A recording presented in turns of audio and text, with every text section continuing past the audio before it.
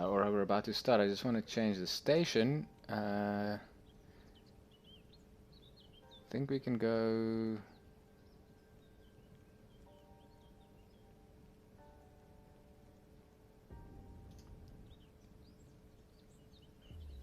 We'll see what the upbeat station is like, and let's get into it. Let me just switch to that. Let's give it a second to get into the game. So earlier today I had a stream as well. Our goal was to buy our first plot. We managed to get the plot, but now obviously there's nothing on the plot. The main reason why we needed it is so that we could transfer items between our characters without having two separate accounts. So one character can go to the plot, place things down, lock it, and then another character can log in and pick it up. So that's going to help us because now it means we can pick any of our characters to generate some gold with, and then just leave it here for whichever one to collect. Now what we actually want to do is we want to craft things and store it. Oh, I just realized that this thing has a annoying little label over the webcam panels. That doesn't need to be there. There we go.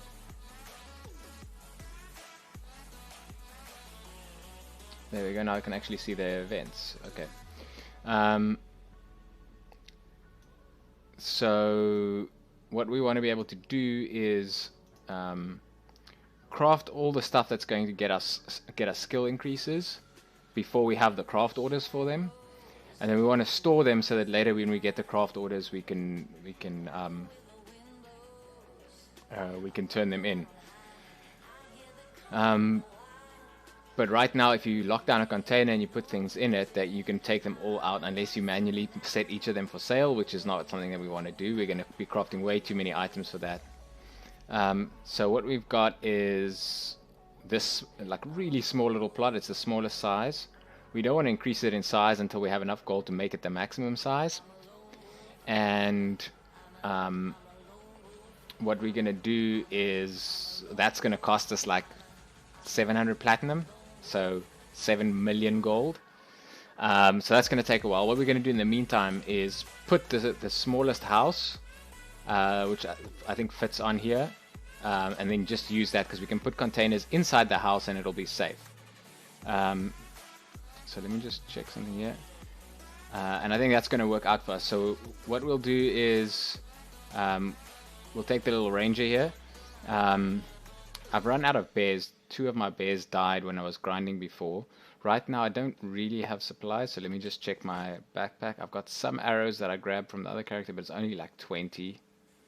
Fortunately I've got my crook, so I should be able to tame. I want to tame 2 more bears, and then I want to go to the graveyard and grind some skeletons and zombies, because they have a pretty good return for the level that we're at in terms of gold, and we really only need arrows to deal with them, and we can buy arrows with gold, so it's kind of like a very short loop. We don't have to go through too much of a process to get all that stuff. Let me just see if is the volume at...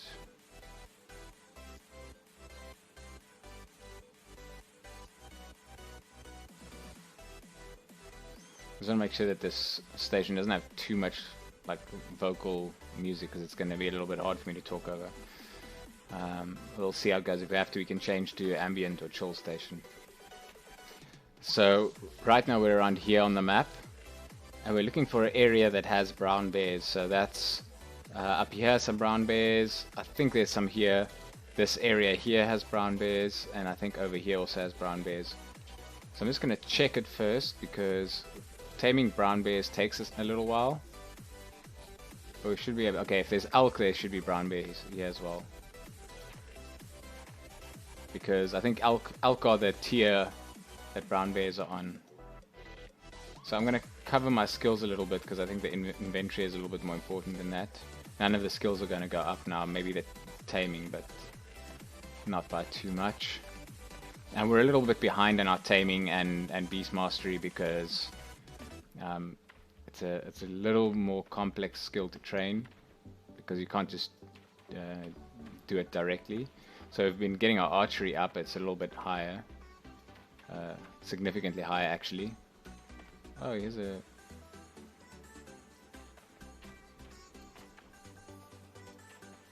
Okay, so let's see. I'm seeing elk, but I'm not seeing the brown bears.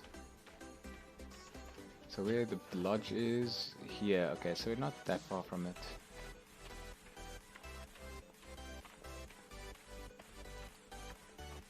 Brown bears usually show up around where the elk are. There's plenty of horses here, so that's useful if we need horses. I don't think too many people come out here. There are some houses here by the beach. But not too many. Most of this space is open, so there's plenty of space to expand. There's horses to tame here. I know that at the beach here, this is called I think Mer Beach. There's crabs, and the crabs are like level 85 taming. So that's a very useful spot to practice your taming when you need to get to GM. Right, it's kind of tedious, but it gives you the option to do it. It's another empty spot. So a lot of people seem to like buy plots and then... Oh, okay, there's something here. It says little fishing shack, but this is like a full-on terracotta cottage. They're kind of expensive to build. Oh, these are only regular crabs. They're not giant crabs. Okay. So I believe regular crabs you can tame them, and they take like I think 40 something skill. So they might be like right where we need to be. Yeah, it looks like they get decent skill gain, so we might as well tame these while we're here.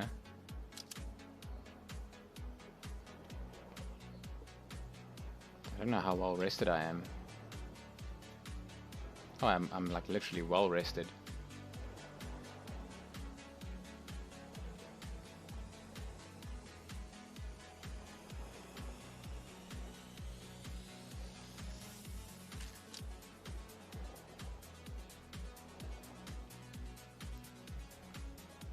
Oh yeah, they give pretty good gains on this level.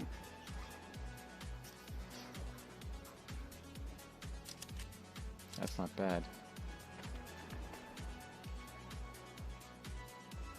So I think the next, after brown bears, like the next really step up in terms of taming that we get is only at like 60, 61 or something like that. So it's going to be a long while before we get an upgrade. The main thing we're really worried about now is beast mastery. Oh, I've tamed him. Okay, let's see. Maybe we tame another one and then we can fight something and see how it goes.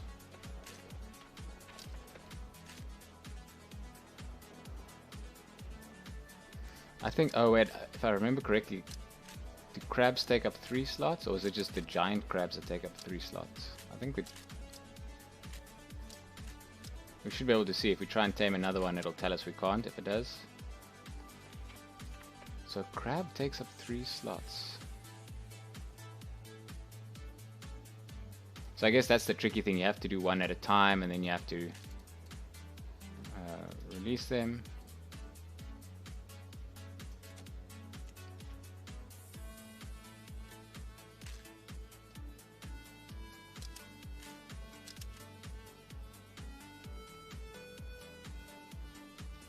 So I guess what we can do is we can tame the next one, and then we can go and attack that crab, and that should start it to respawn again.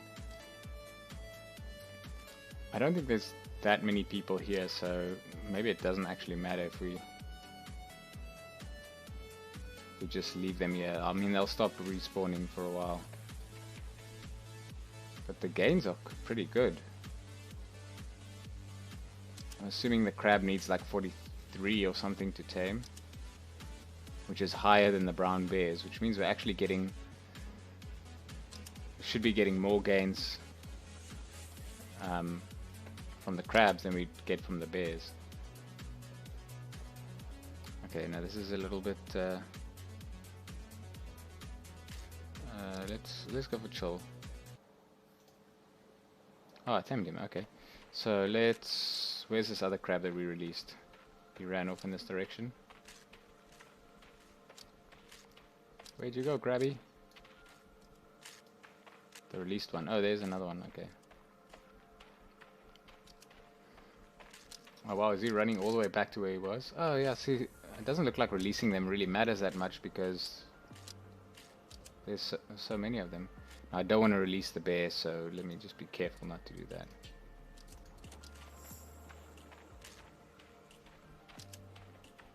Where's this crab? I actually meant to grind for gold, but getting animal taming up is like kind of the bigger objective. We just don't really have a good way to do it. But we can do this, we can tame the crabs until there aren't any here anymore, and we release them, and then we can go find bears.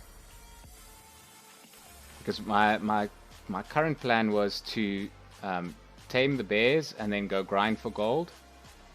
And in the process, once in a while, they get overwhelmed, and then a bear will die. And then the goal was just to like kind of, once I run out of bears, like maybe I have one bear left or no bears left, then I go tame 4 more bears, and then I go back and grind gold again. But let me just see, what's this called? This is just regular crab. So I've tamed him, tamed, release. There was one over here. Oh, let me just stop the background processes which might use up bandwidth.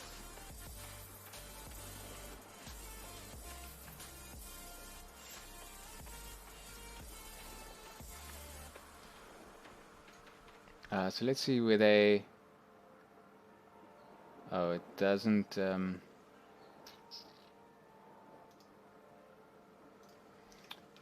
animal taming. So I was hoping it would tell me on the mob how far it'll go. But the minimum skill required for a crab is 39.1, and it takes 3 slots. Yeah, so honestly, it's just giving me skill points because it should be about the same as the bears.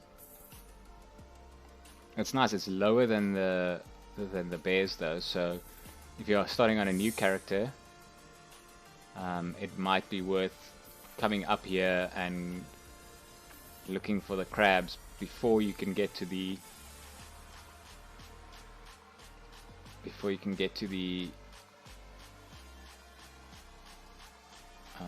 brown bears. Because brown bears are pretty nice, they're not hostile, so you can actually tame them pretty easily.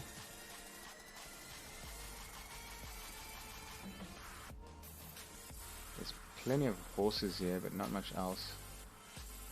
Let's grab the cotton.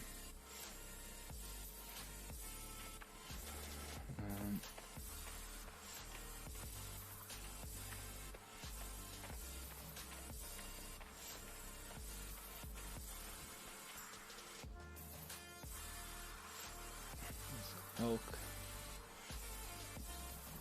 Elk give you, I think, two leather every time, so they're worth hunting.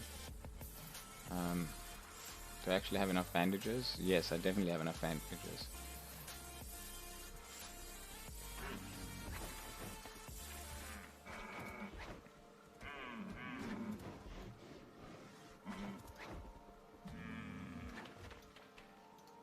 Oh, and the bears can easily handle the elk.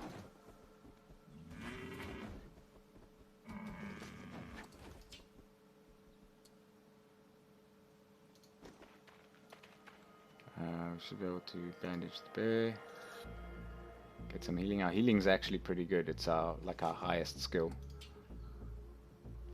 And that's mainly because we heal our pets and we heal ourselves, so plenty of healing going around, and it's fairly cost effective to heal because it's just bandages, which is just cloth, which is just cotton.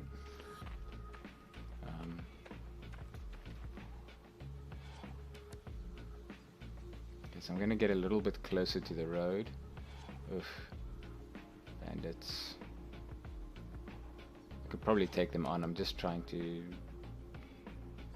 go past them because I'm trying to find the bears. So this is roughly where our plot is. I know there's a bandit camp on the other side of this hill. So I'm assuming we can mine this, which is great. So our plot is close to an area for mining. It's a big open area with horses, so we can resupply horses when we need to. There's a beach not too far away, which means there's fishing opportunities. So this plot is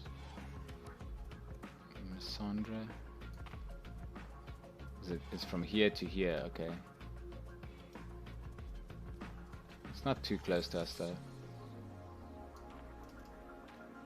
This is kind of where everybody is. This is between us and the road. And this is where all the shops and everything is.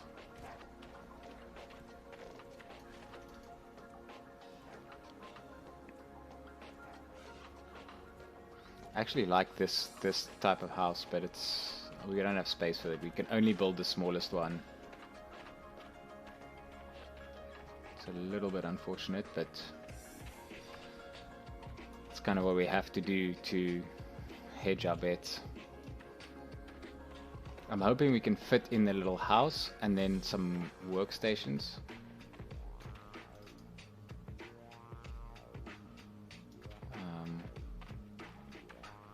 Maybe just a loom and an anvil would be ideal. Okay, so now we're close to the road, which means there's definitely not going to be bears on the road. But what we can do is, I believe, as we move towards... So let's move towards the graveyard. We won't go all the way to the graveyard because we don't have the arrows and stuff that we need to actually start farming the graveyard.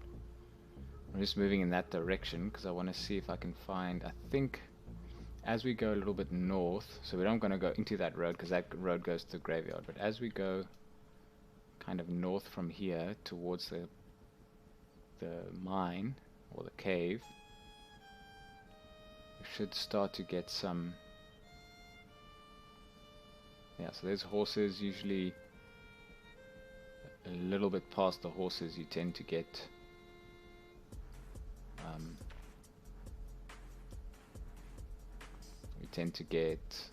the bears and stuff. So there's the mine on the right. Something being built. Oh, this is Black Samurai. He's been building that for a while.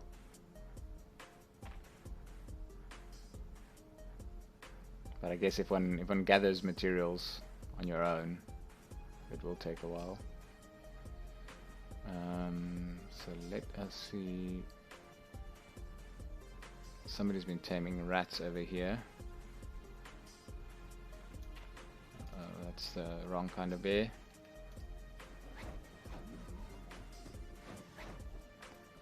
I don't want to use the arrows that I have.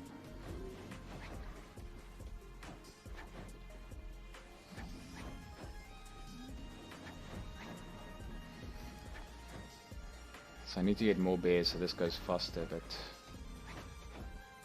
this should have a chance to give us some beast mastery.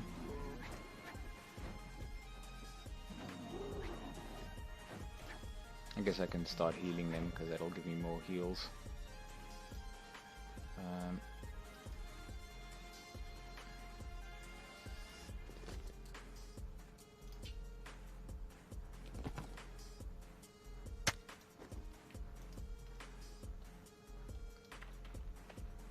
Since I mean technically healing is giving us animal law, so that's good.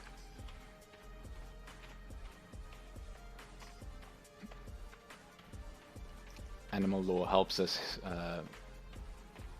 tame higher level animals, and it also helps us for when we're healing. It gives us a bonus to healing to our pets. So when you do a skill check against a tame, if you're trying to tame something, there'll be a skill point requirement, and it does that skill point check against the average between your animal taming and your animal law. So like in our case, our animal law is a little bit higher than our animal taming, so it's 46 and 52. So when we're trying to tame, it'll use the average value of that, so it'll be like 49 instead of 46. So that's great. Oh, there's definitely a tamer operating in here, because they're taming all the horses and the giant rats.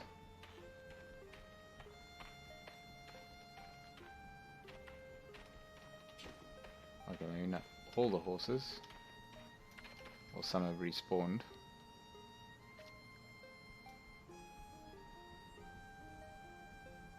I would have thought that there would be some brown bears somewhere here. These are all giant rats and wolves. These are like the first tier, the lowest tier of enemies. Yeah, this wolf is gonna attack me, so I'm gonna preempt it by just attacking him.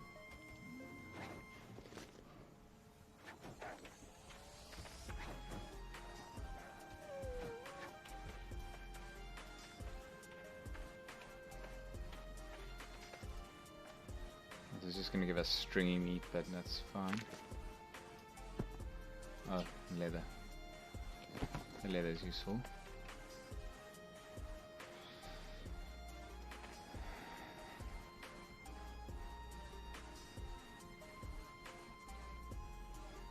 Here the buildings are packed very closely.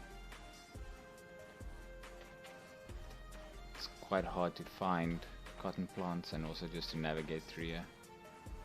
I think people try to get close to the cave or the mine here. Giant rat. Do I have this mine as a marker? Yes, Iron Peak Caverns.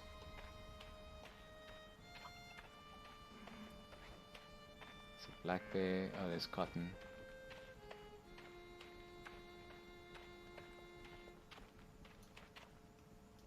Is it attacking the hind? Yes.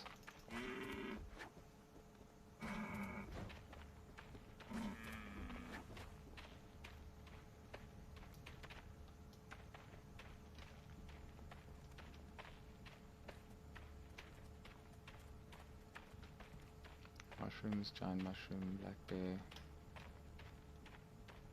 ginseng. Oh.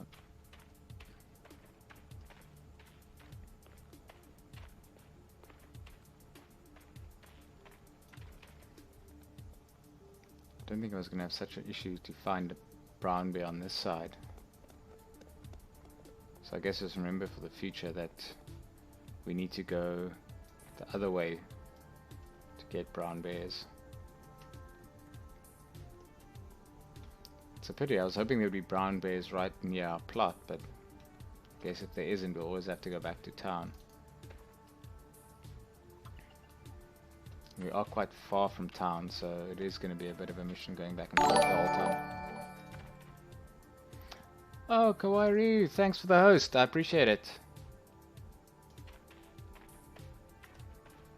It's good to see you again.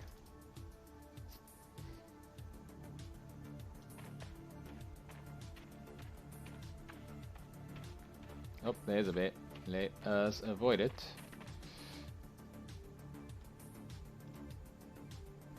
Okay, I guess bear on either side, we're gonna have to deal with one of them. Let's just run past. Hope they don't follow us. I like how much cotton we're getting though. We just harvested like 180 cotton earlier today. We almost have another 80. We also transferred about 1,000 cotton from this character to the other character, so that's like 5,000 cloth. We should be able to finish all our fabrication craft orders with that. Nope, leave us alone, wolf. Some of these shops have some decently priced recipes as well, so it's kind of worthwhile to come out here every once in a while. Basically back to town, but I think there's some... I saw some... something nearby here. I can't remember if it was brown bears. Or it was...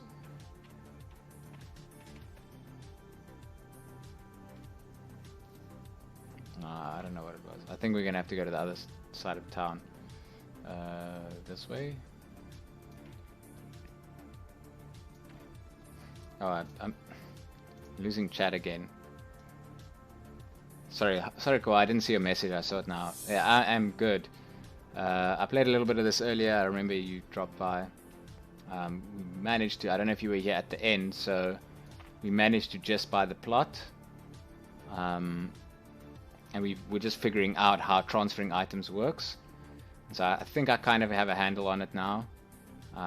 It's not quite as convenient as I was hoping it would be, but we can do it. So we now have a way to take items from one character and leave it for the other one. We have to like place it there and then log out and log in with the other one and so on.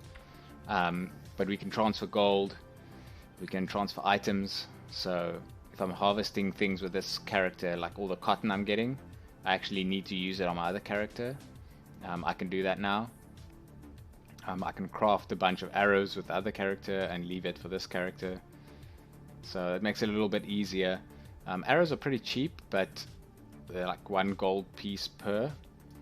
So it's not a massive amount, but that's still, if I'm buying 1,000 arrows, that's 1,000 gold I'm not earning, right? Or 1,000 gold less that I'm earning. So I'm going to leave this in here in case I want to engrave this pouch or something. We've been looting stuff here, so let's see. We'll pop the hides in there, put the meat there, and should be able to put the seed in the trash.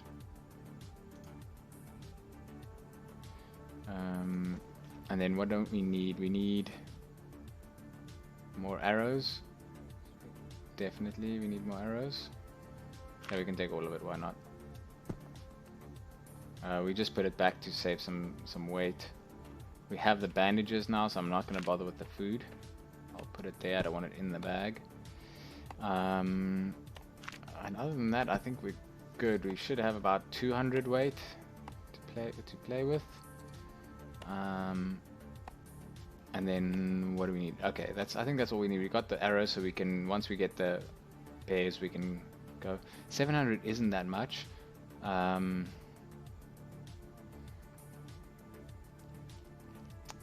think I'm gonna go buy another stack. And actually, I'm not gonna buy a full 1,000. I'll buy some, but I'll do that later because I don't want to carry the weight with me now. So we were hoping to, I was hoping that I could come down here and buy a plot here, because I mean it's such an open area with nothing really in it. I thought it would be such a good spot to put a plot, like right here, where it's just this big open grass area. But it doesn't allow you to place a plot here. I think it's too close to town, which is a pity. be really convenient. So we ended up getting a plot kind of much further away. In fact, further than most other people's plots are. No, Black Bear, leave me alone. But it's not too bad. We're kind of in a spot that it's almost like a choke point for a peninsula. And right next to us is a bandit camp, which I'm assuming we'll be able to use to grind for gold later.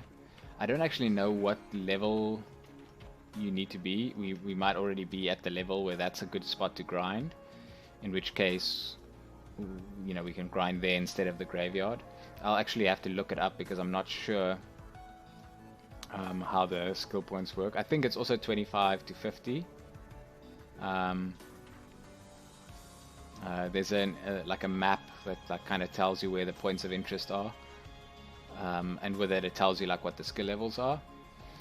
And I think it says 25 to 50, and the graveyard is also 25 to 50, so it's kind of roughly the same. I think one of the advantages is that the graveyard drops mostly gold. Whereas the bandits are probably going to drop like valuable items, which you either have to sell or you know you need to have a use for it to be that useful. So, given the choice, if it's just a skill concern, I would probably go for the thing that just drops gold, because it just means that you know we're after gold, we're not after anything else. So, can I craft saddlebags? Almost. But not yet, no. I'm at my fabrications at like 57 or something. And for saddlebags you need 60.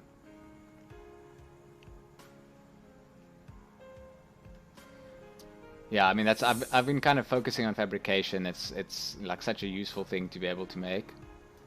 On this character I also have some fabrication, but this character's even lower. I think I'm at 39. So my goal was to be able to craft saddlebags and tame horses and just sell pack horses.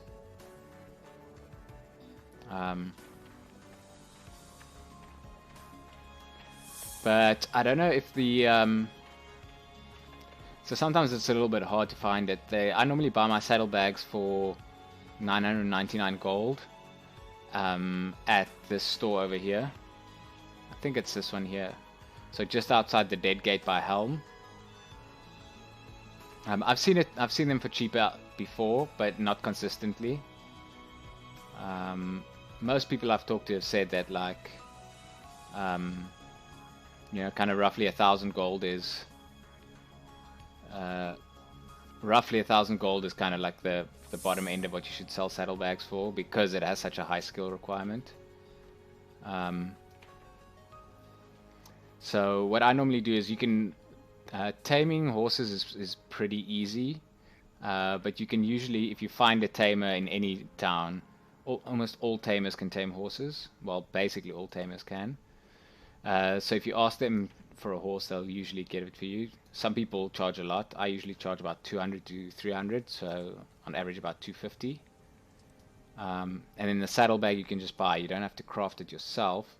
I normally buy it from here, but I think this one, yeah. So the gate in Helm is right here. So if you go to Helm, you'll end up here. There's a big shop right across that has like everything, but I struggle to find things here.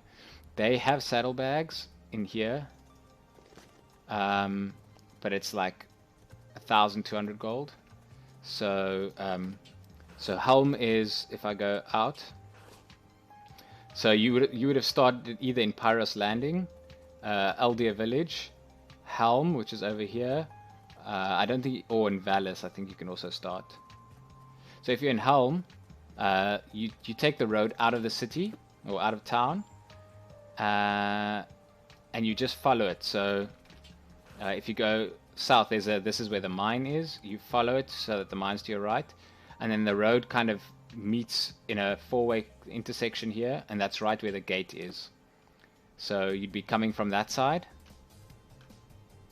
This goes to Helm. So it's literally it's like 3 or 4 more screens out from here. Then you basically just run until you see the gate on your right.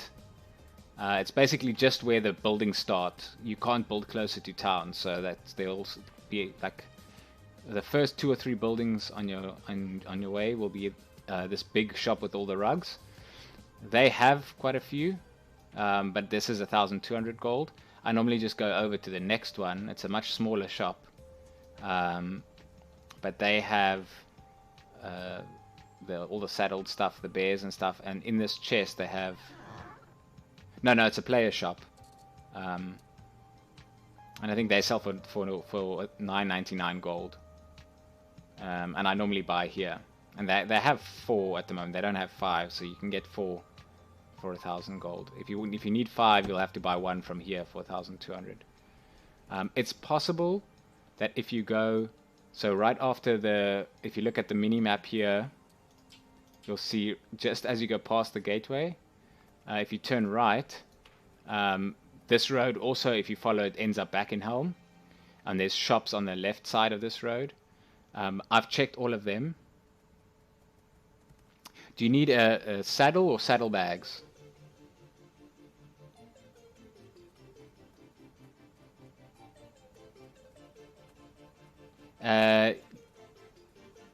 Yeah, so if you just want to ride your horse, you just need a saddle, and in fact you don't even need to buy a horse. You can just buy these statues, and the statue turns into a horse and turns back into a statue when you dismount. If you want the saddlebags, so if you want a pack horse, a horse with an inventory that you can fill and then it runs after you, you need the saddlebags, and you need 1 saddlebag per horse. Yeah, so you need 1 per horse. So if you have a regular horse, and you apply a saddle and you use a saddlebag on it, it'll turn into a pack horse, and it'll consume the saddlebag. So if you have 5 horses and you want them all to be pack horses, then you need 5 saddlebags. So do you have the horses? Because I see there's 2 horses right here, so I can tame them for you if you need them.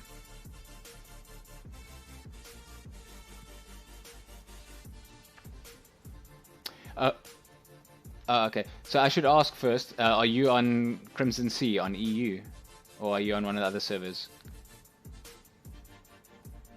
Because this is a player shop, so if you're on a different server, okay, no, cool. Yeah, then you can get it here. I can tame these horses for you. Let me know if you're gonna come here on your way, then I'll tame them for you, and then I'll transfer them to you for free.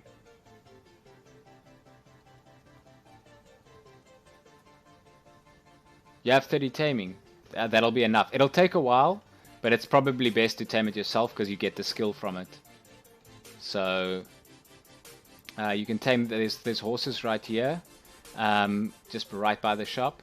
There's also, if they're not here when you get here, if you carry on going along the coast. So this is obviously the road on this side, but if you go along the coast on this side, you'll tend to find horses along here. That was weird. I swear I just saw like a beetle corpse or something. It was like a funny rock. So if you just walk along here, there's a crack in the wall that you can go through. If you, oh, I'm actually going the wrong way now.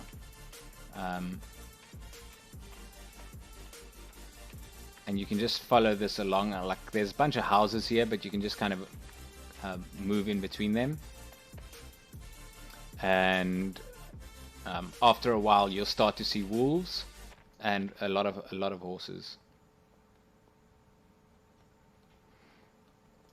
No, it's fine. Ask me anything. Like I kind of went through all this like a week ago. I've also been playing for about 2 weeks, so I've been trying like to figure everything out. So I've had to go looking for everything, and I've read a lot of the wiki and stuff to try and figure out like what should you tame when and where and all that kind of stuff. So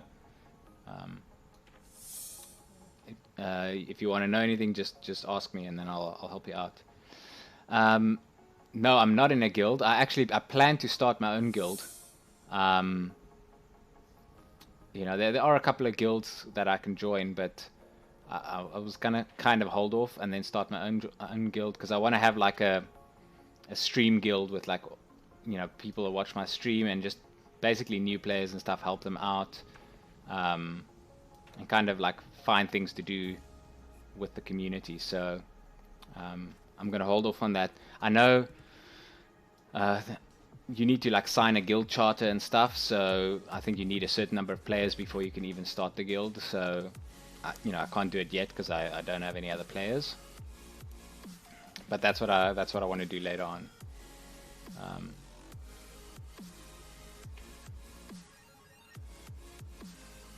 Yeah, so I'm literally right, like just ahead of you. That's what I was doing in my previous stream. I bought the plot, so I have a plot now, but it's just an empty plot. So I have to start grinding for gold because I want to expand it so that it's big, and then I need to put a small house on it. So my plans are, if you see, most of the houses around here are these kinds. These are the terracotta cottage style houses. They're quite expensive because I think they take bricks, iron, and wood. And then you get the wooden style houses, which are like this, and I think they use less materials. They mostly use wood. And you get this is the bigger one, but you get a small one which looks like, let's see, I think there's some over here.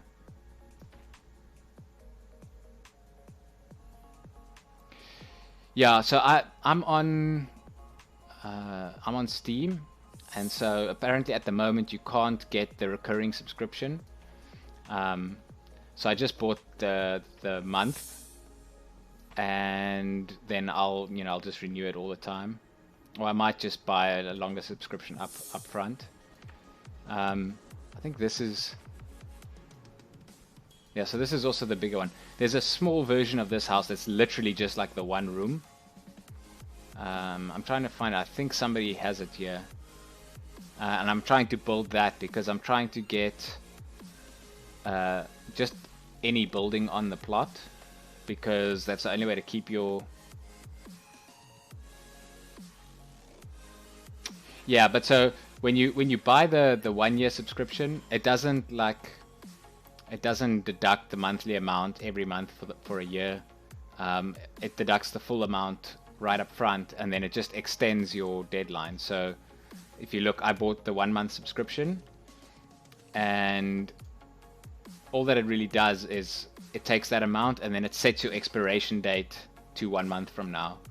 And whenever you buy more months, it just adds it to the date. So you'll see it says expiration 20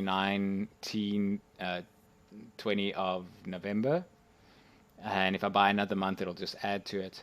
But what's nice about it is they give you the age that your account would be at the expiration. And so the loyalty rewards, you can kind of get them right away if you pre-purchase. So so that, yeah, I mean, that's something I might do. Like they've got some rewards and they're semi-decent, but yeah, I don't want to get ahead of myself and spend like whatever it is, $200 on 18 months, and then I end up not playing the game for that long. I don't think I will, but I mean, usually what happens to me is, I get busy or some new games come out, and then you get distracted and so on. Subscription is nice though because it covers your tax, so that you don't lose your house. I'm trying to find if there's a small one over here that I can show you. But there's basically like a wooden, it's like a wooden, it looks almost like a wooden shack basically, but it's really small. The reason why I want to build that one is because it fits on the standard 12 by 12 plot. So let's see, this is the smaller of the two cottages, which I like, but it doesn't fit on a 12 by 12 plot. So I wonder if these tell you how big the plots are. No, they don't. The standard 12 by standard plot is about up to here. So this wouldn't fit. I think the only building that fits on it is the small wooden one. I think there's one nearby here. I think somebody has one. Here we go. It looks like this. Yeah. So this is what. Oops. The goblin is going to cause problems here. Let's do this.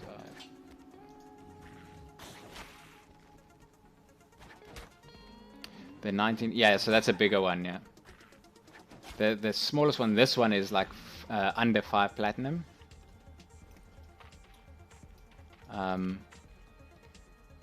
So the main reason why I want to... Oh, Skullhelm. The main reason why I want to build this small one is I want to keep my plot the smallest size, so that if I need to move it, I can get it back and I don't lose the gold. Because when you resize your plot, you pay to make it bigger, and if you move your plot, so if you get rid of it and put it somewhere else, you don't get the gold for resizing it back. So your normal plot, your normal deed costs like 5 platinum or whatever.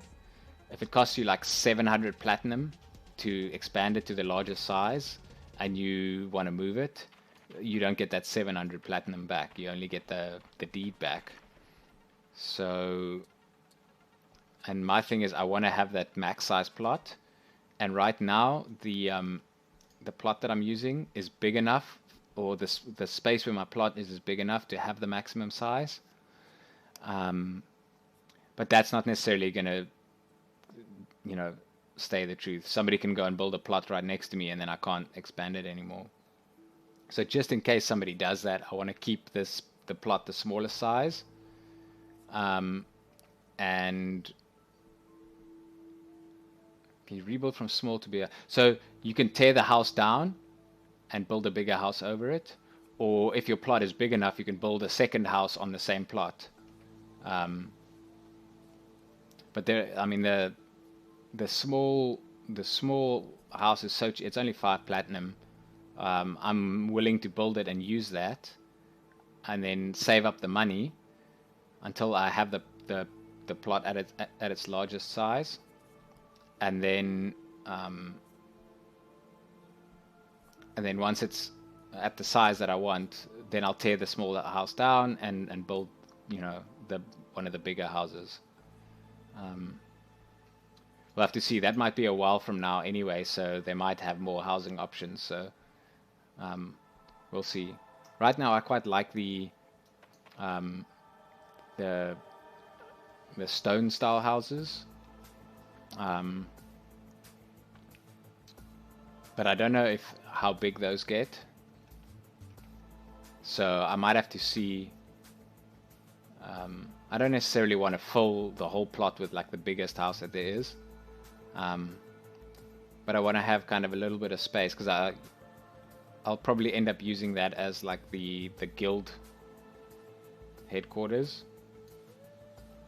So, you know, we might have like a shop there and stuff. So I want to have enough space to store things, and also to, you know, put some stuff for guild members to be useful. Like, you know, maybe some supplies or something. I want to have enough space to put like an anvil and a loom and a carpentry bench and stuff. I need one more bear, but I want to see where this goblin was. Because since I took the one out, I might as well take the shaman out as well.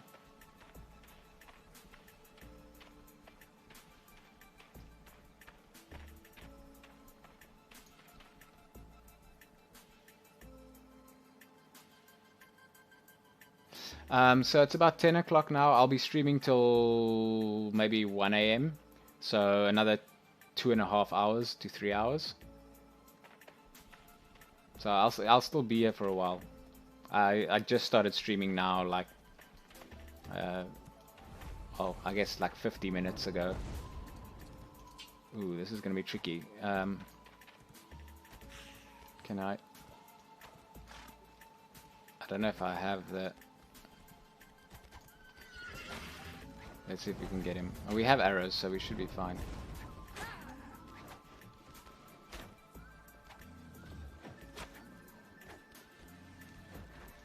Okay. Well, I think we should be good.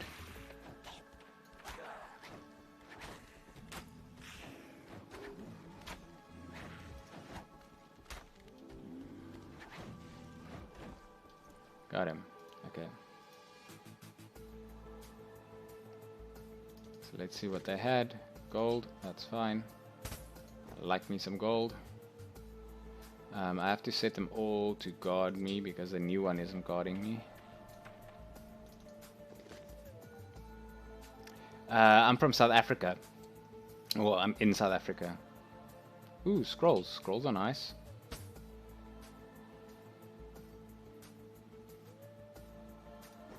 Can use that for my mage. And I guess they killed the horse, so I can harvest that.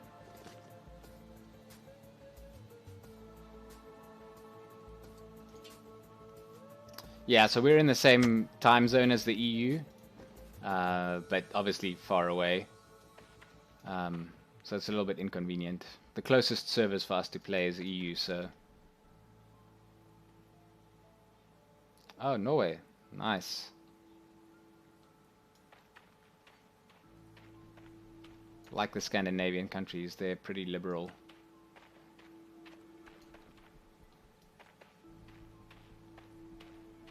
We need one more bear, so let's see if there's one. There should be one around here.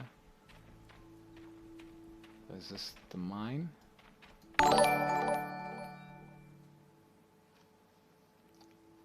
Hypertension, hey, how's it going? Thank you for the follow, appreciate it.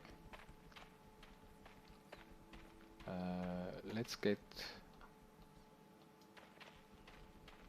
Need one more bear, then we can head back. I could technically take 5 bears, but I prefer to just take 4. That way I can still ride a mount when I need to. This is roughly where the mine is. So let's see.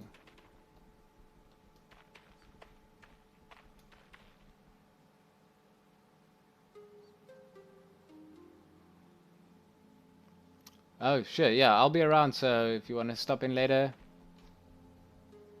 that's awesome, I should be around. Good luck for the last bit of work.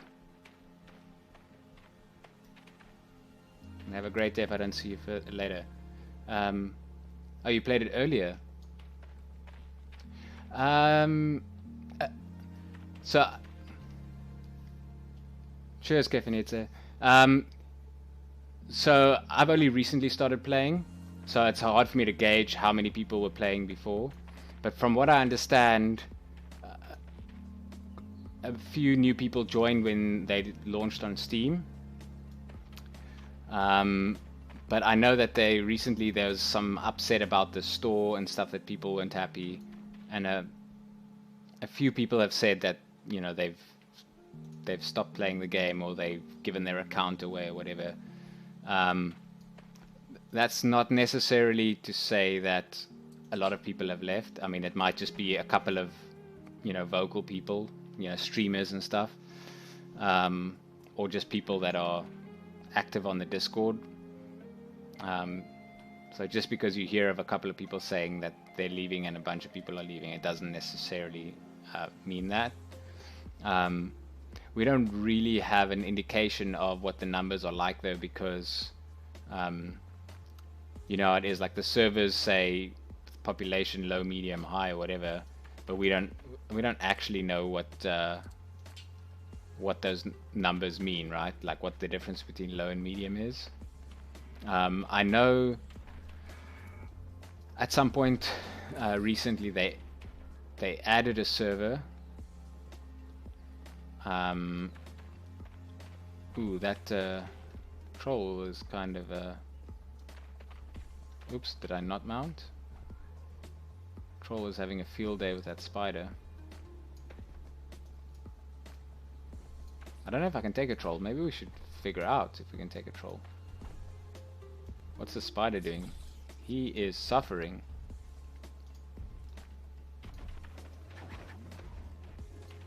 I'm pretty sure I'm gonna have to heal a lot here.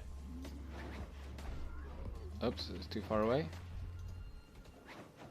What's going on? Why won't he heal? Too far away. Okay, this one?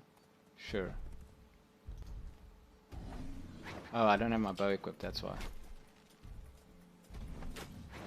Pretty sure I do more damage than they do.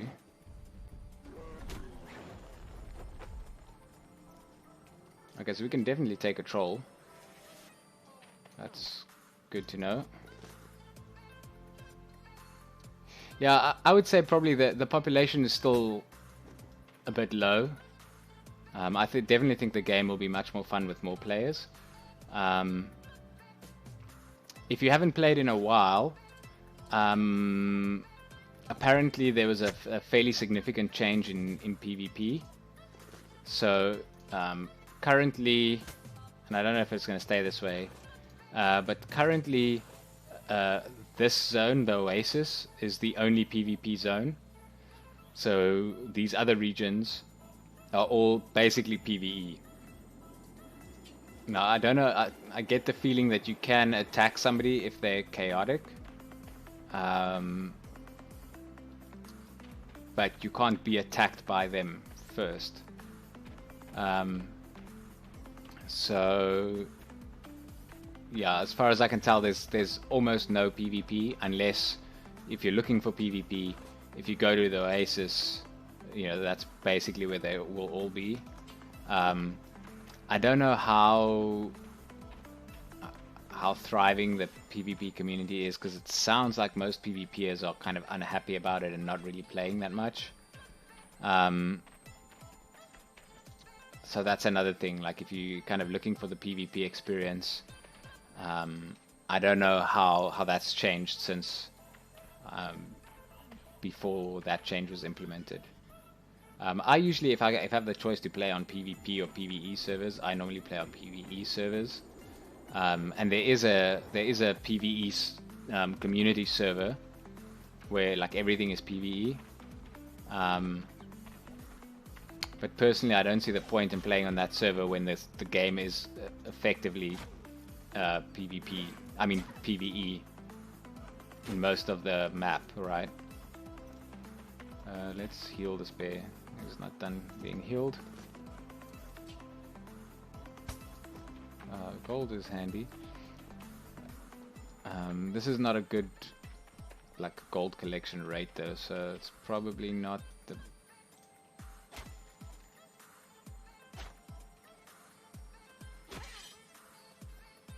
as soon as he hits me, the bears are going to attack him, so it sucks for him. Might as well grab the leather.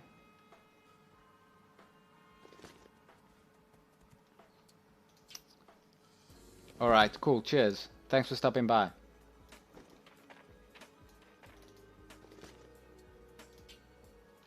I believe LOU still has, so Legends of Ultima, the community server, which is the same game but with a different rule set, does have, you know, the old school Ultima Online style PvP. And apparently they've been doing a lot of work on that. Like, I would argue that the Legends of Ultima devs are probably putting more work into that server in the gameplay than Legends of Aria is in the base game, because they obviously have to build the engine and everything as well. So most people will say Legends of Ultima, if you're looking for PvP or that old, you know, the more true to Ultima Online style gameplay, Legends of Ultima is the way to go. And the community, the population in the community in Legends of Ultima, I think is bigger than the vanilla Legends of Aria official servers. There's more people playing Legends of Ultima than Legends of Aria, as far as I can tell. If you look at most streamers, at least, or a lot of people talking in the Discord and so on, they're mostly playing Legends of Ultima. And they've obviously also added more of the more traditional skills, right? So you'd have in Ultima Online, you had skills like skinning and so on. So they kind of have all of that stuff in as well. Whereas here, like for example, there's no skill for skinning, you just do it. They've reduced the in compared to Ultima Online, they've reduced the number of skills that's in the game, but they've also reduced the number of skill points you can have assigned, so that's made to kind of like balance it out.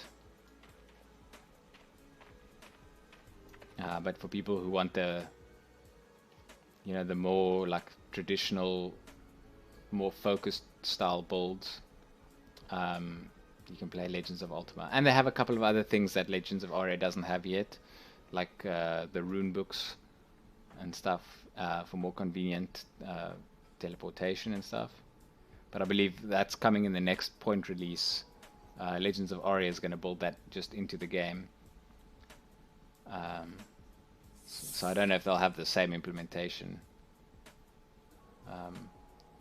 I'm assuming Legends of Ultima will try and use their implementation, because it'll obviously be, you know, the actual game engine implementation.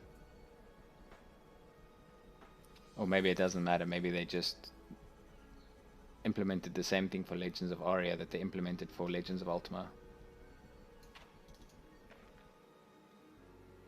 So what did I need? Oh right, I needed the bears, which I have now, so we can go to the... I'm wondering if I should try, maybe rather than go to the graveyard, maybe I should just try the bandit camp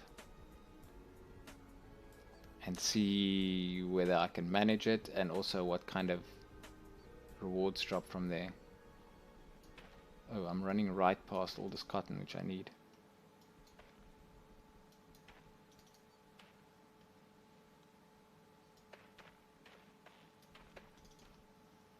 Cotton is important.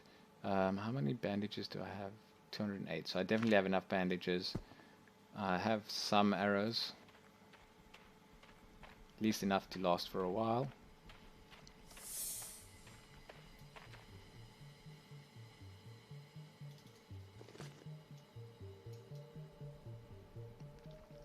So I need to see what's in here. Is there stuff that I can... Yeah, see there's some things that are a little bit heavy that I want to get rid of. So this is my concern with if I grind the... If I grind the bandits, I'm worried that I'm going to get all these kinds of items that are heavy, like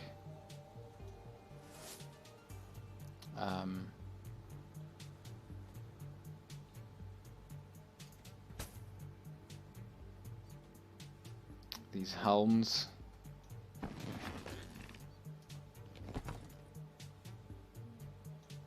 Mace. I'll put all this cotton here. I'll transfer it all at some point. So let's put these. The mace. What's this? Chris. I'm looting bandages, which don't need to go in there.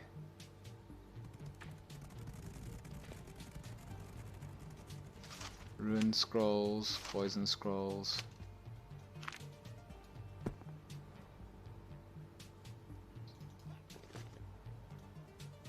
This is kind of our loot bag, so pop all that in there. Ginseng.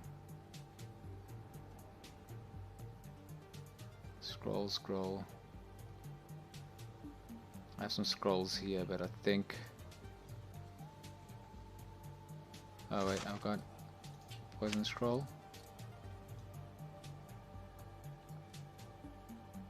Heal scroll. Cure scroll. Okay, so I don't have ruin scroll. So I'll put that in there as well.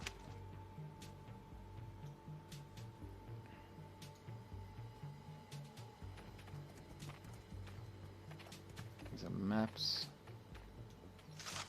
Freight scrolls are for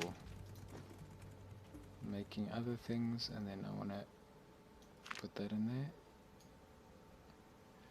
Put in the trash. Okay, so that should give us space. We still have some meat, but that's fine. We'll sell that at some point. Oh, why do these not stack?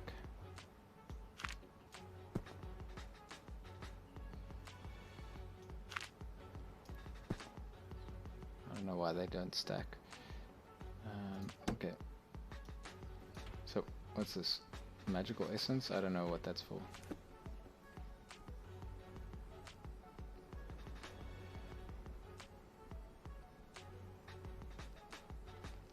So we got our bears back. We can rest up to get some vitality. I'm gonna buy... Oh, I didn't...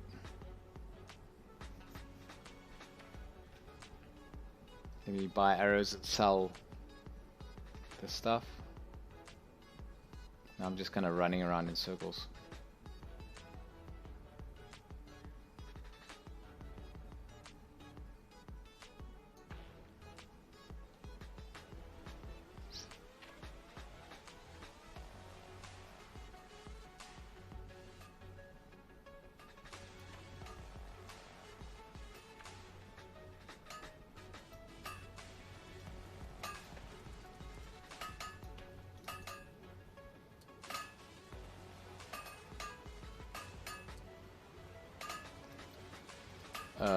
Wait, did I unlock professions?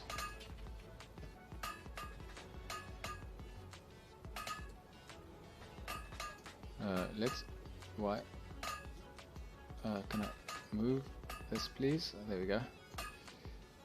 Let's see.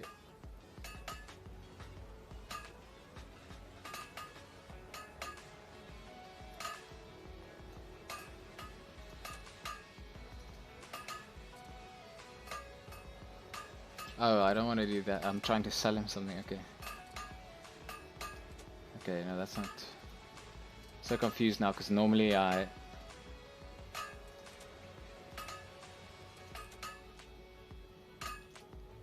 Let's go home.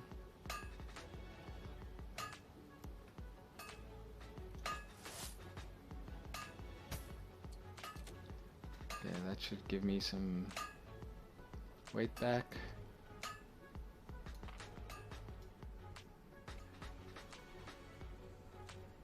And then we can go grab some arrows. We probably have enough to start with.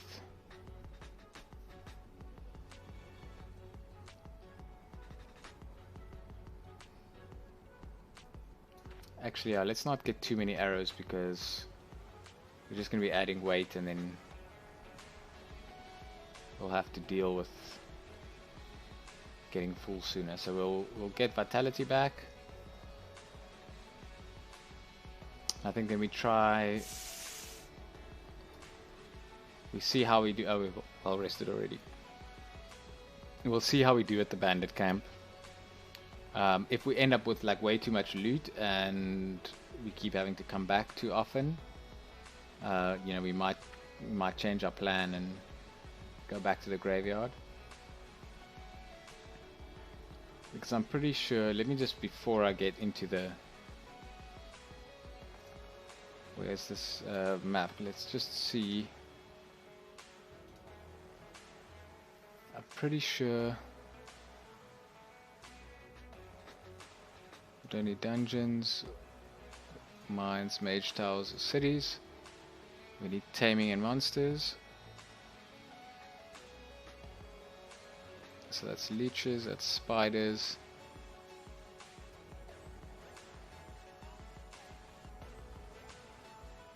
That's Eldir Graveyard. Trolls are level 60. But I could definitely take a troll on with my bear and with my bow.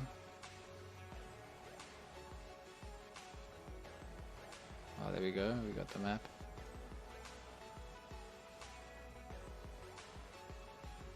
Why does it say crab animal taming level 84? That's definitely not what it is. So the bandits camp says level 25 to 45 and the graveyard says 25 to 50. Yeah, then we definitely don't want to go to the bandit camp because we've already capped out our archery at 58. That doesn't seem to be going any higher.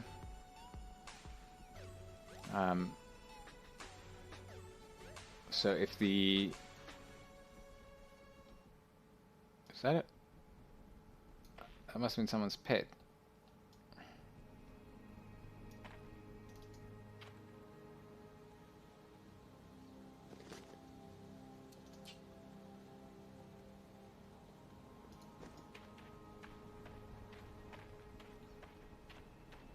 Yeah, that's weird. It must be someone's pet because it's the name is Blue, so...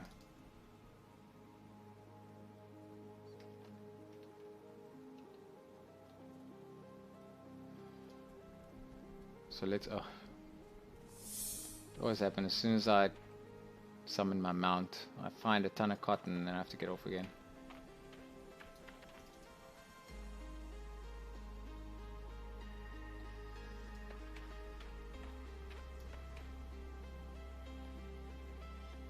Let me just make sure that I've set All Guard Me.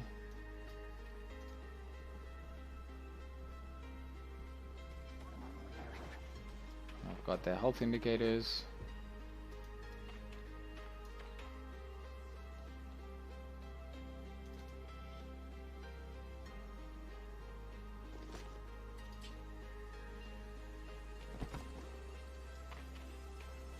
Okay. Oh, I see cotton. And more cotton.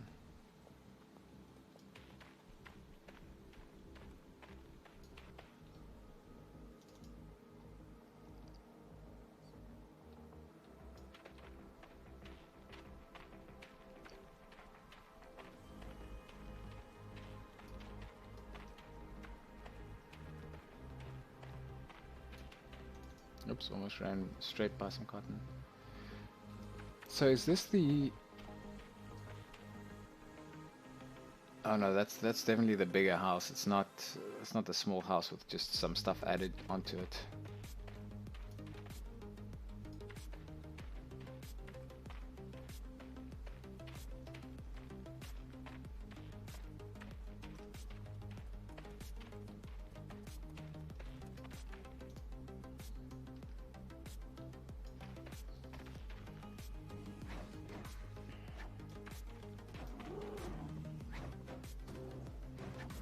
I'm curious if I use the bandage shortcut, if it's going to use the 1 or the 208.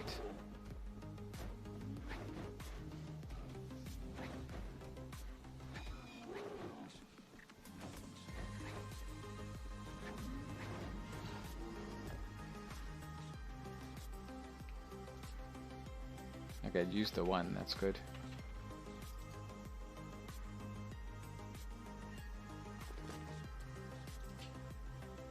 I don't know why they sometimes don't stack. It seems odd, but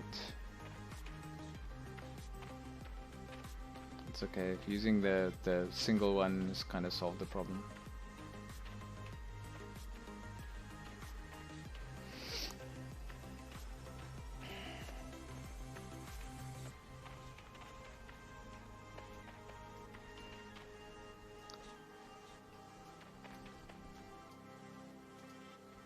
So I'm trying to get the Beast Mastery up. Obviously we're trying to get gold, so that's kind of the ultimate objective here, but since my archery isn't increasing anymore from killing them, I'm going to use my bears to attack to get my Beast Mastery up. And then I'll heal them with bandages to get the animal law and healing and stuff up as well.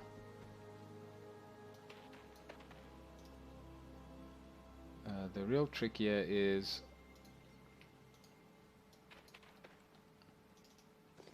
when they attack things, it gets a little bit hard to... I guess I should be using the loot key. So when they attack things, they kind of go into the line of fire, so see, they run for that one, then the skeleton comes.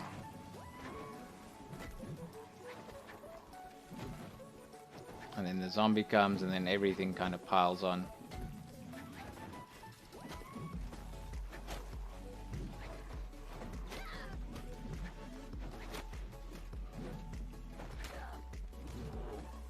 Then I have to attack that.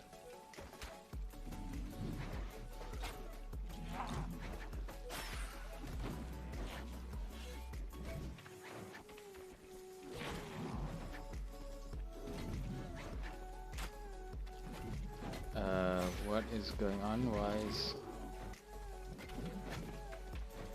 Why is this bear not being bandaged? Like that, and like that.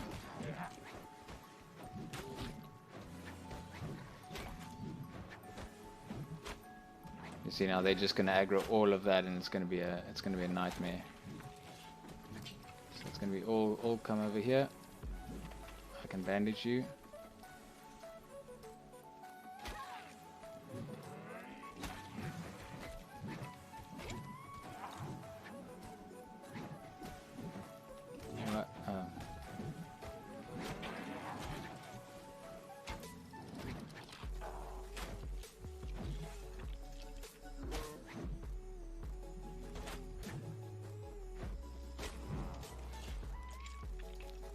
Okay, so you managed to kill everything, but that was a mess.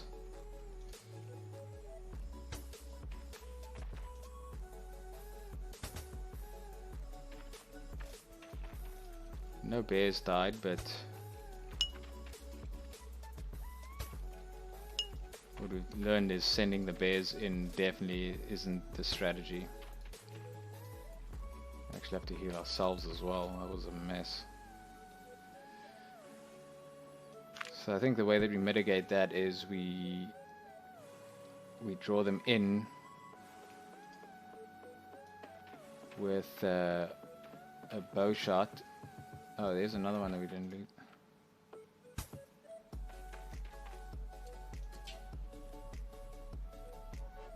There we go. So we do that. We fire one shot and then we send the bears in once they get close.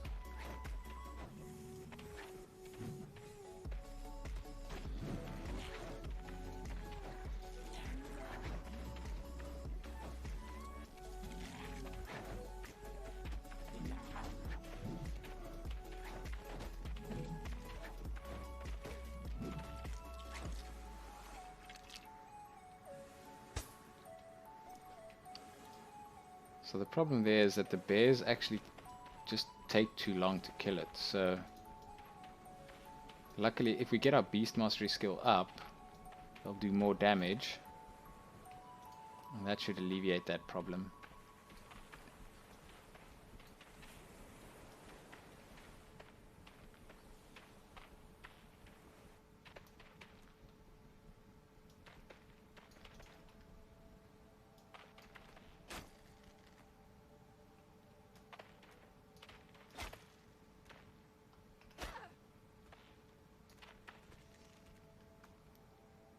So now I have to wait for it to slowly get here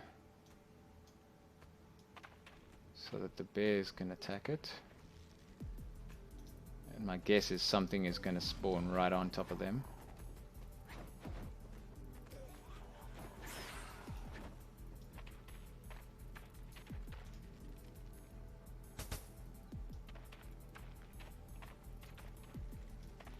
Kind of need to keep moving. Zombie is slow, but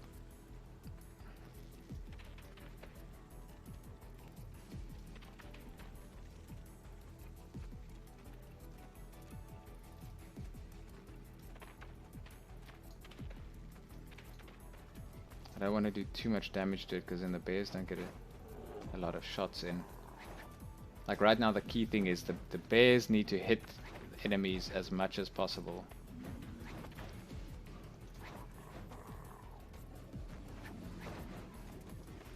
Because we need this beast mastery to go up from 48 to like 58.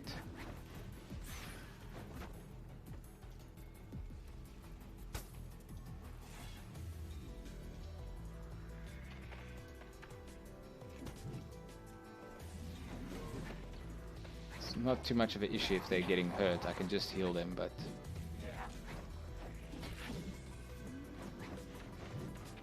skeletons are annoying because they walk into the other mobs.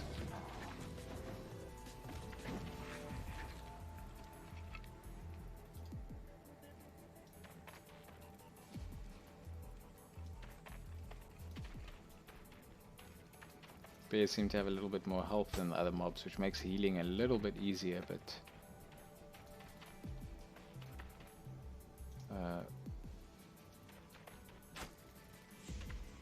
if I send the bears after that zombie, there's going to be problems because they're going to get swamped by both of them. Are you still coming? They're so slow.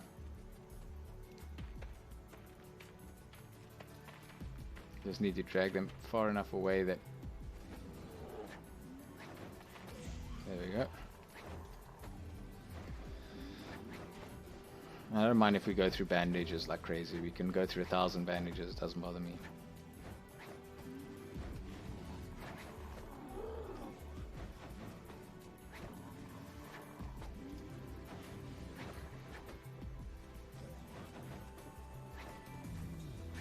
We just have to keep an eye on how long we take to kill enemies, because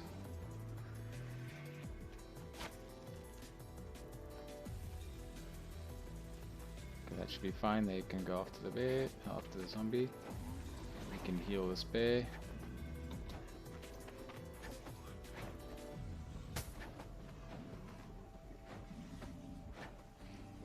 Right now, this isn't the fastest way to kill them. Archery would be a faster way to do it. But we're after the skill gains. Once we stop getting skill gains from the bears attacking them, then we can do it the faster way.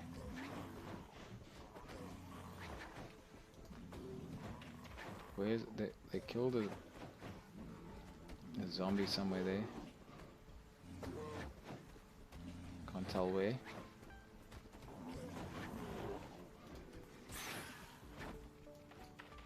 Oh, there it is.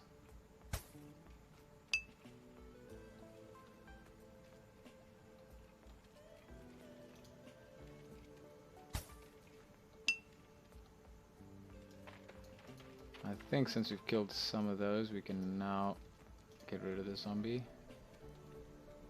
without worrying about what it's gonna attract. Oh, there's a ton of skeletons. Where do they come from?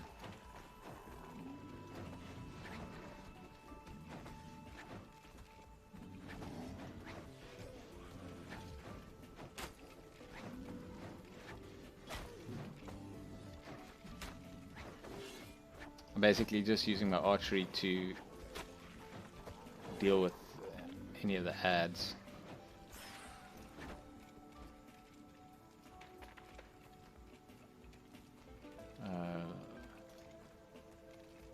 Like this guy. Oh, not the brown bear. They're coming for me. Can't tell. Either way, the bears are gonna get him. This guy's coming for me. Oh goodness. Now there's definitely too many of them. And these guys are all coming from the top there or something. I don't know what it is. Let's send the bears after this guy. I'll take care of that guy. Need to heal the bears as well.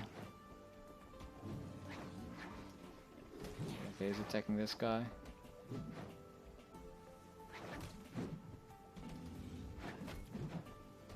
I guess I could heal myself. That would be good now. And another zombie coming.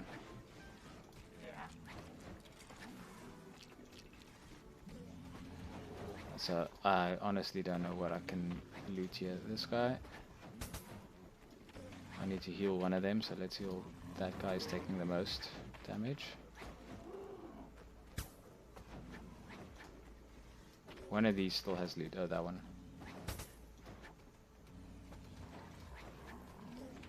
Okay. Let's heal that bear.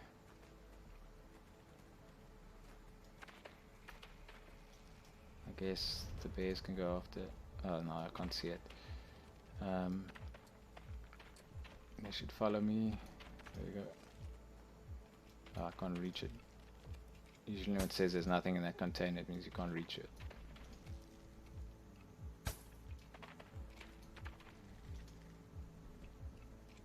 So I'll let them attack him, and I'll start healing whichever one I can.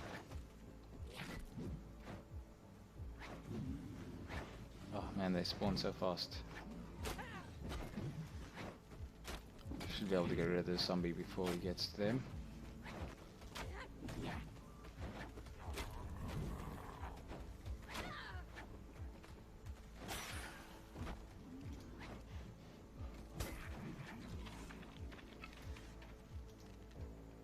Okay, let's get rid of those corpses. Heal another bear. What else do we have? I'll have to pull this zombie.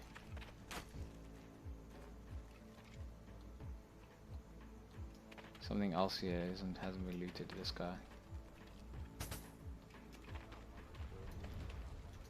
So let's send them after that.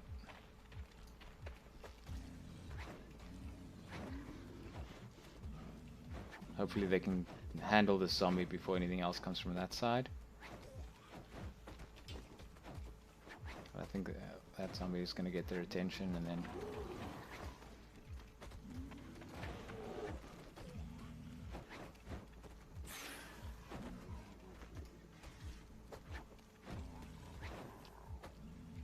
we're getting skill at least, so that's good.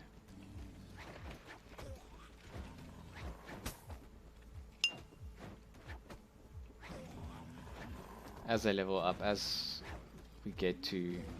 I'm assuming if we manage to get to 58 skill with archery on these mobs, we should also be able to get to 58 beast mastery here. Because I think beast mastery just treats your animals as the weapon.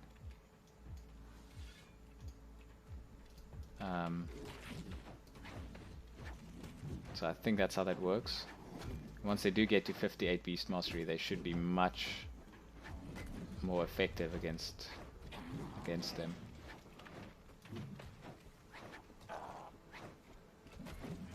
Which means killing them quicker, which means less danger from them walking into other mobs.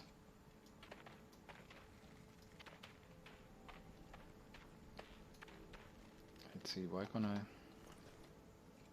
There we go. Got it.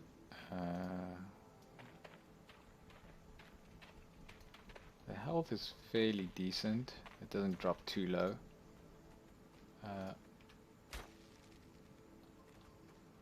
See, that's really the issue, to get these zombies to walk a little bit this way so that you don't end up...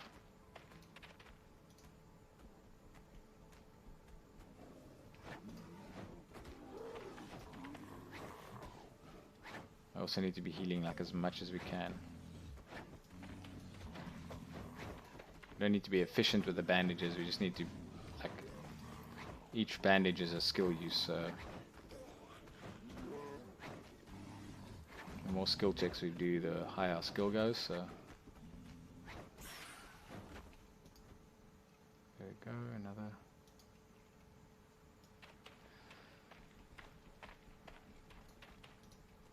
Skill gain. So in these cases where there's looted treasure map.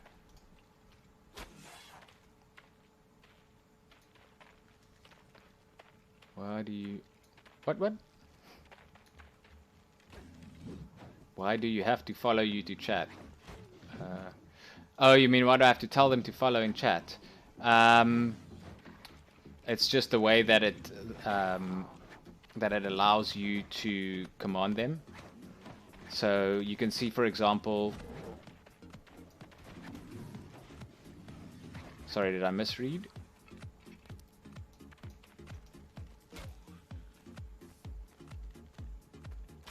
Oh, is it follow only chat?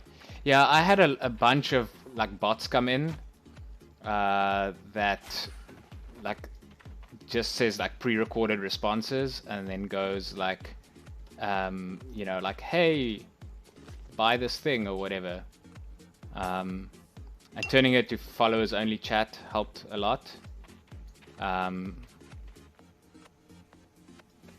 No, I mean, you can unfollow.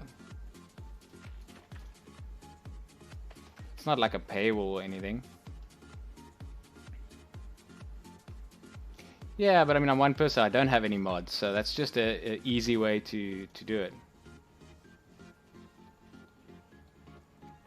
I mean, think about it. You just followed to say to me that you don't want to follow. You didn't have to do that.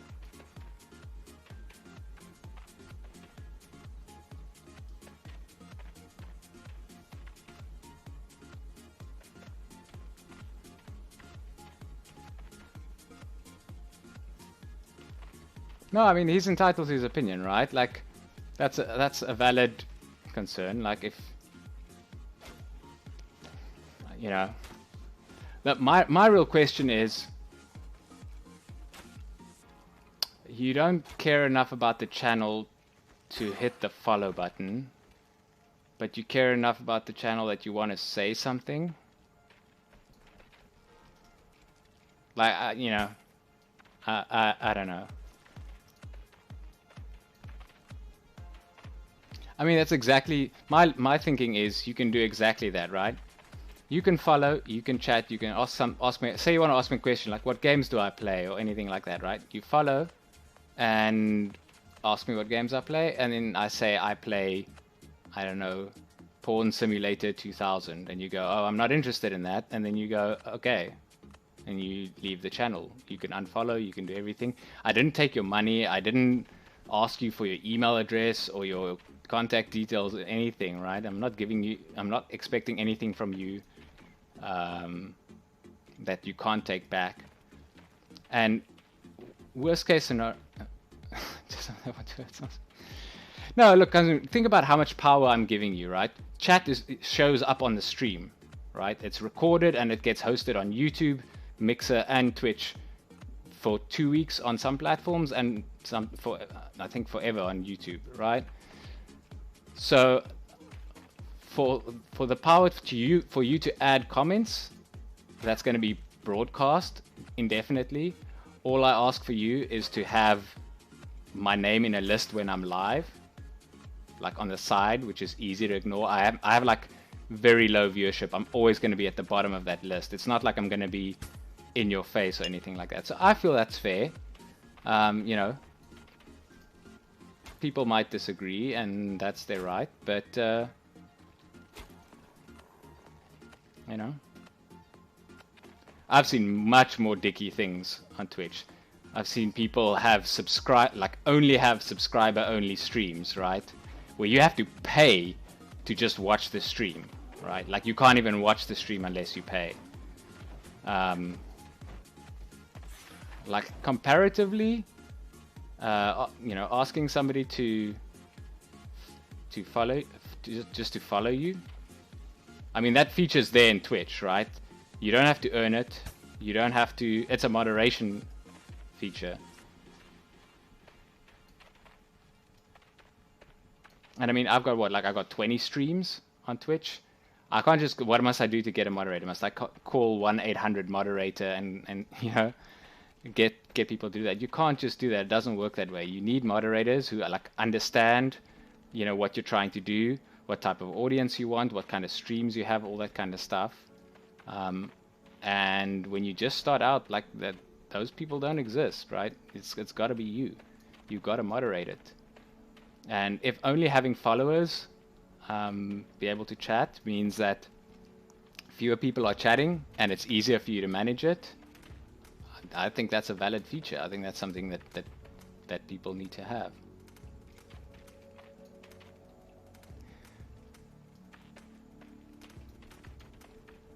Like, I don't generally consider myself like a dicky person.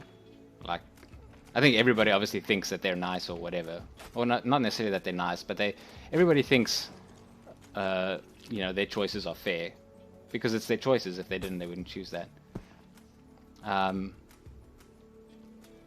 But to me, like, think about this objectively, and I don't know if Carnage is still here. Like, if he is, I don't mind. I'm not trying to say this behind his back or anything. But from my perspective,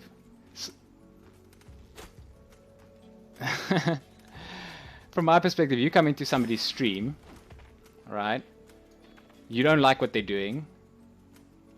and the basis of your argument is you don't want to do something that they've asked you to do. Then you do that thing simply to tell them that you don't like that person wants you to do that thing. And then say that, okay, I'm now leaving. Almost as if they're implying that that's what other people should do too, right? They're trying to say like, hey audience, because everybody can see that, right? They're saying, hey audience, everybody, this streamer is a dick. Don't watch him. Right? And that's not necessarily what they were trying to do, but that's how it comes across. And to me, that seems dickish, right? But at the same time, I did say that's his view, and he's entitled to it. Like, some streamers would now go, take that thread, and delete all those messages, right? They'd remove it. They're just like, no, that's negativity, I don't want it. I don't mind. Like, that's my choice, and I stand by it. Some people will agree with him, and some people will agree with me. The whole point of, having moderators that know what's going on is that I want the kind of people who is going to moderate for me to not have the views that he has. So, and I don't know people that necessarily that I can point to instances where they, would pick my side of that conversation. There probably are people like that, and they're probably in the stream now, or they have been in the stream. But when you're starting off, you don't know who those people are, and you can't necessarily rely on them to, like, commit the time that you as a streamer commit. I'm going to pull this skeleton, and then I'm going to send them after this zombie, and then I'm going to go after that skeleton.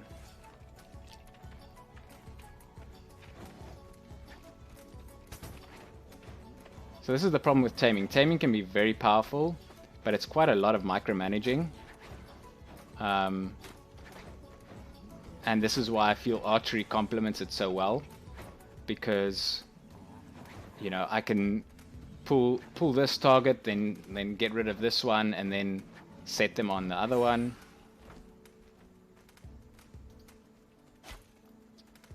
One of my key complaints about magery is that or casting, is that it's very micromanagey.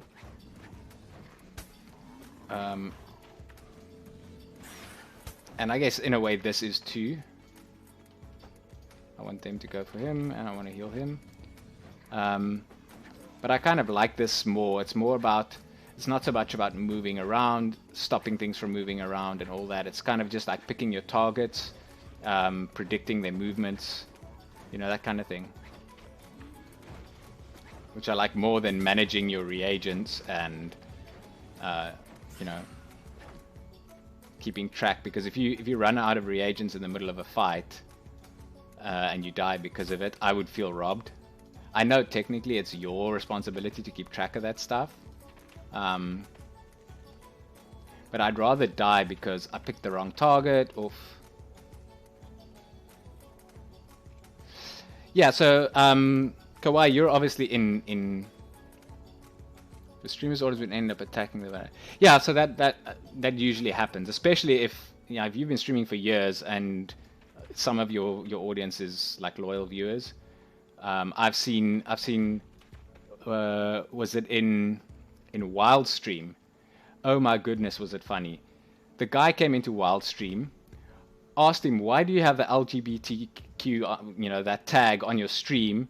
And then he started attacking him, like, he said ridiculous things like, you're why, people like you are why they think they should have so many this and that and whatever. And it took Wild a couple of seconds to see that. Before, in fact, Wild probably noticed that the chat was going wild because people just started attacking that person. Because, I mean, those people like that is the problem, right? Again, same thing. Personally, I feel those views are wrong, but they're entitled to have their views, right? But you don't go into somebody else's stream, you don't go into like a public space where, that tag is there effectively to say that this is a safe space for the LGBTQ community. So that's absolutely the wrong place to go in and say anything about it, right? If you see that tag and you feel the way that person feels, you just don't go in, right? Which is, in my opinion, it was the same thing, right? If you come into my stream and you see it's follow only chat, and you go, I don't want to follow, then leave. Don't follow so that you can say that you don't want to follow. I mean, you can. It's not what I would do. So, yeah, and I mean, Kawhi, you know, we obviously know each other from Chaos's streams. I think that's probably why I first saw you. Either Chaos's stream or maybe Button, even. I'm not sure. And I mean, it was the same thing. Like, as a new streamer, you know, I go into other streams quite a lot, especially like smaller streamers, and because, you know, obviously starting out, you have a couple of streams with 0 viewers. It's like, no, I think a lot of people want to be streamers, and it is fun, and there's definitely some really nice things about it, but in a way it's like a job, but without the benefits of like pay. Because it's one of those things that I feel pays off later on when you have a community and, you know, you have this interactive way of playing games that's, you know, sometimes a lot more fun than just, you know, buying the latest AAA title and then just you know, just playing through it, and, you know, and that's the whole thing. But the start of it is tough. You know, like when you, oh, they're attacking the wrong thing. Why do they do that? Attack him, heal him, and then attack him. And I'm just gonna get rid of him as well because there's too many of them here. Sorry, it's a little bit micromanagey, so I kind of stuffed that up. So at the start, it's like, it's quite frustrating to like not have an audience, and especially trying to you kind of have to stream as if you have an audience, even if there's 0 viewers, because people come in and they leave and so on. And so then when you go to another streamer's, especially a smaller streamer's stream with like 1 or 2 viewers, I feel you're automatically more interactive, like you talk to them and stuff, because, you know, when you're streaming and nobody's saying anything, you know, it's a little bit harder to like keep it going and whatever. And the problem is, if you just started streaming, or if you're a new streamer or you also stream, and you talk to somebody, they'll ask you something, like, you know, how's it going? Like something as innocuous as like, how's it going? And you might mention that, you know, it's good, I just finished up a stream or something, right? And immediately most streamers go like, hey, don't self-promote, right? Don't talk about your stream, don't anything, whatever, right?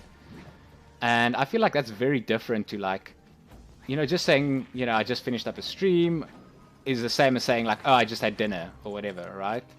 It's just what I did. It's just because I said I stream, it's not like I'm coming into your channel to poach your viewers.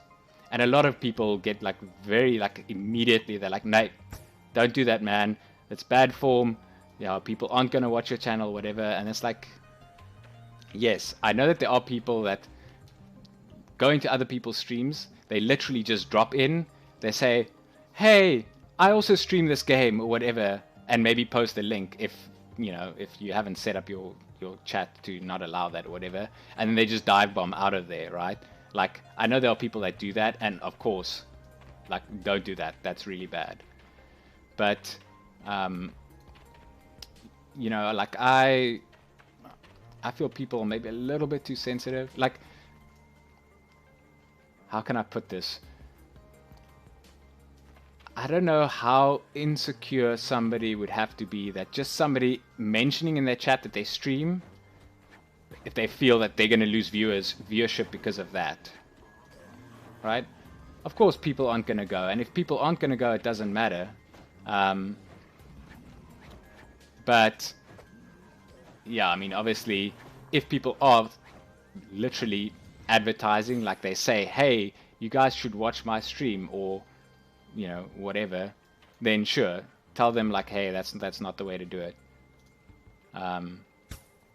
But if you take, for example, in Chaos's stream, uh, you know, I mentioned that. So the way that I found Chaos's stream is I went to the HCMC 100 site.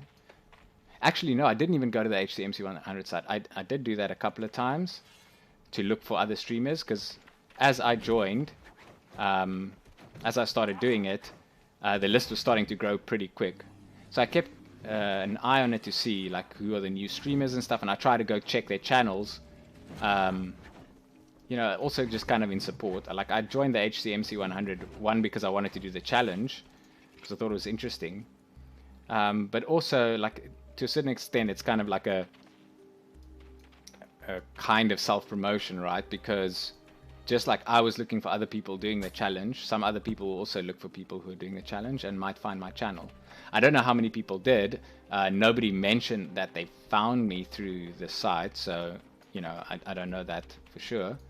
But I mentioned it to Chaos, and he was like pretty much the only streamer that I've even vaguely mentioned that I stream, or that I'm also doing, I mean, I didn't say like, hey, I'm streaming and your audience should check me out or whatever.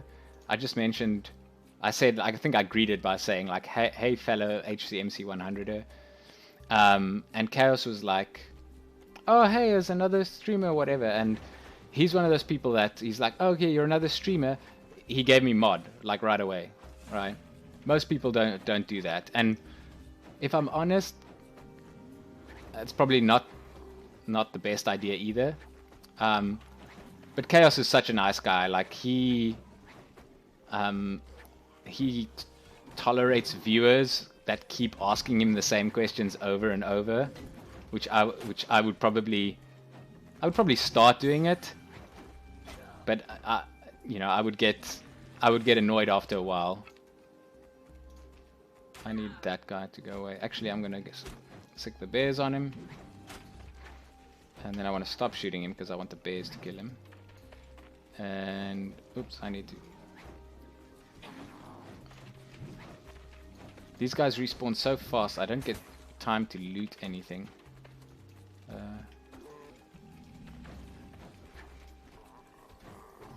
What? I clicked. Oh, there. The other thing I've noticed is if I have like 4 bears, they tend to struggle to get to the target. It's like they can't all attack at the same time. Let's heal him. Are they attacking the right thing? Because sometimes they attack each other and then I just end up healing them and...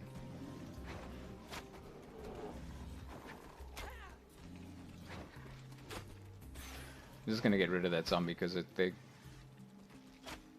getting a little bit out of control now. Oops. Okay. So let's just get ourselves to full health, everything.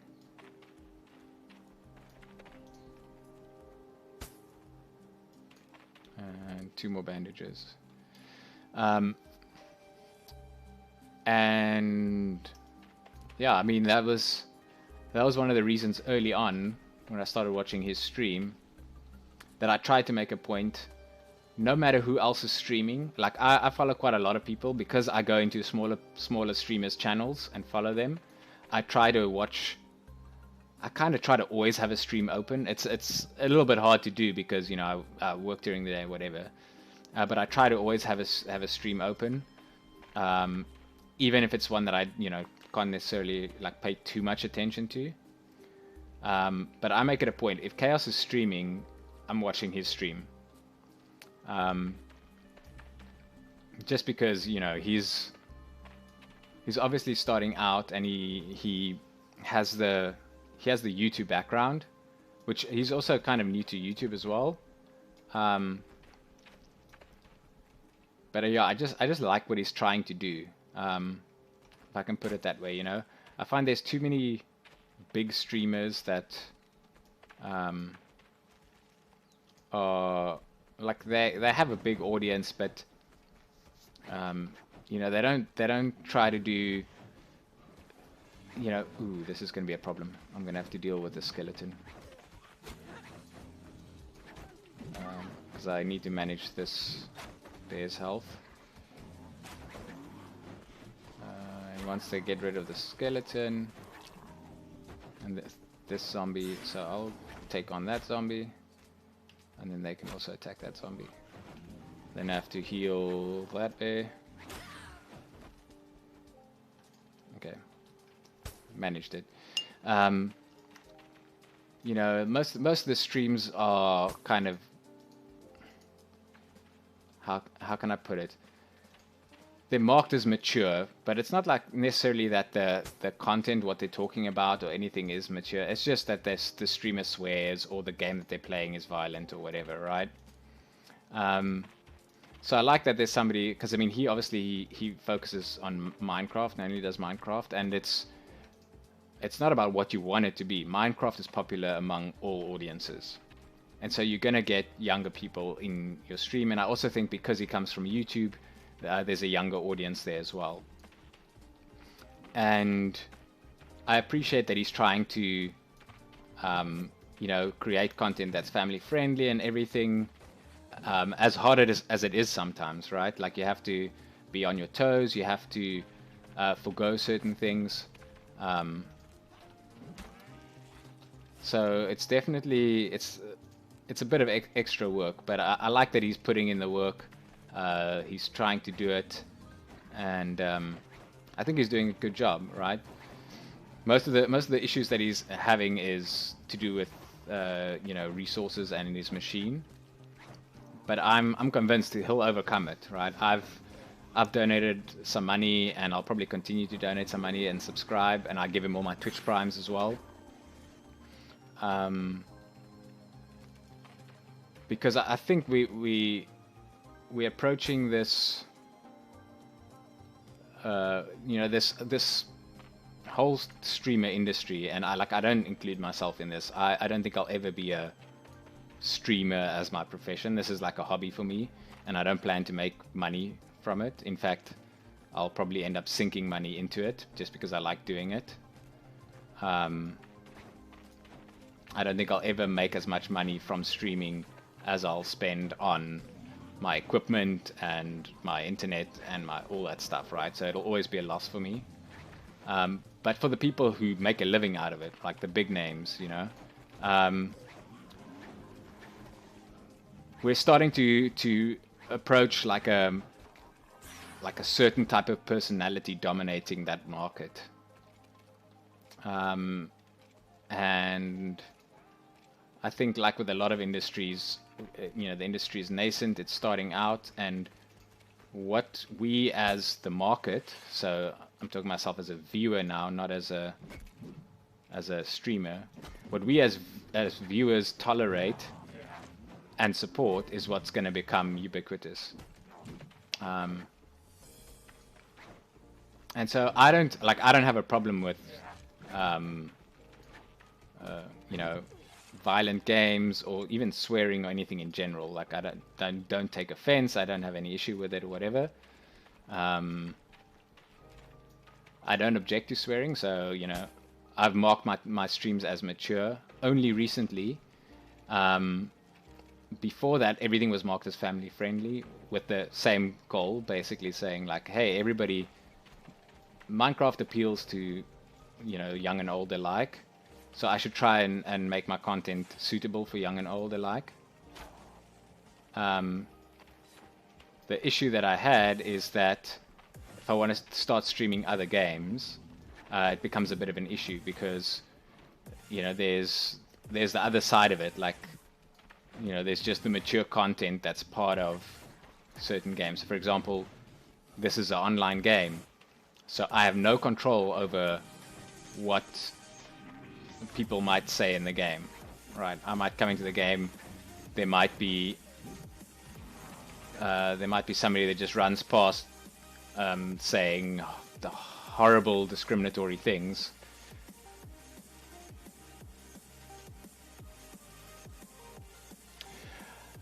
It's not. I think it should be fine. So there's a couple of things that are an issue in ultra hardcore that aren't an issue in hardcore.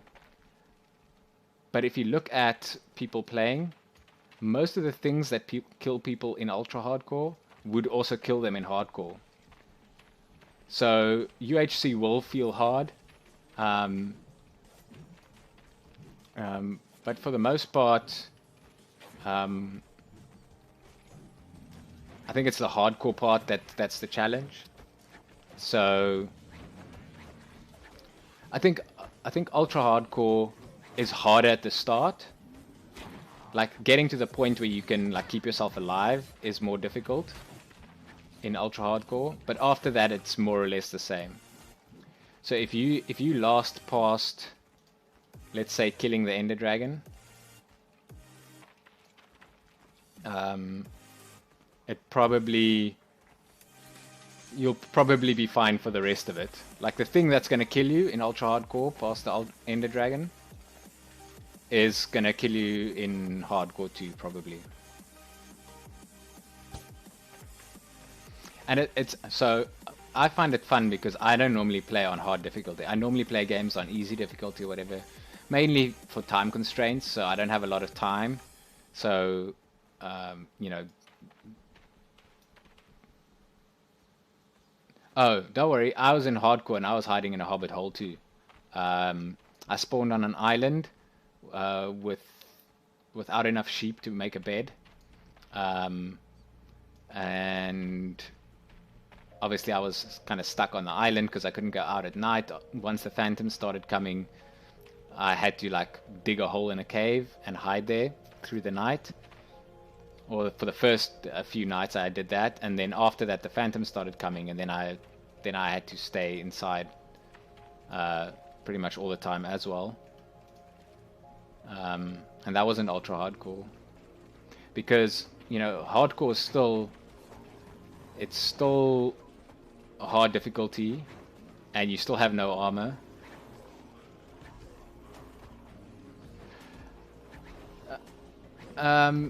So luckily the weather isn't too much of an issue. You can avoid it, or you can do it without any risk. The dragon, there's always some risk. But you'll be surprised if you. So most people kind of kill the dragon pretty quickly, and so it looks intense. But if you watch, like for example, my end dragon fight in my current playthrough, both times I did it twice. Or even in my previous playthrough, I did it. Did I do it twice? No, I only did it once. If you prepare enough, you actually realize how slow the fight can be, because you have your potions and everything, and you're really not under pressure to kill it. Like I was running around the island, building out platforms and pillaring up and all this kind of stuff. And so long as you move when the dragon's breath comes, and you have something to deal with when the dragon occasionally knocks you into the air so that you don't die from fall damage, whether that's feather falling or potions of slow fall or whatever, then you actually can control the pace of the fight pretty comfortably, and you can just kill the dragon when you're ready. So you can just take out the end crystals, do some damage to him.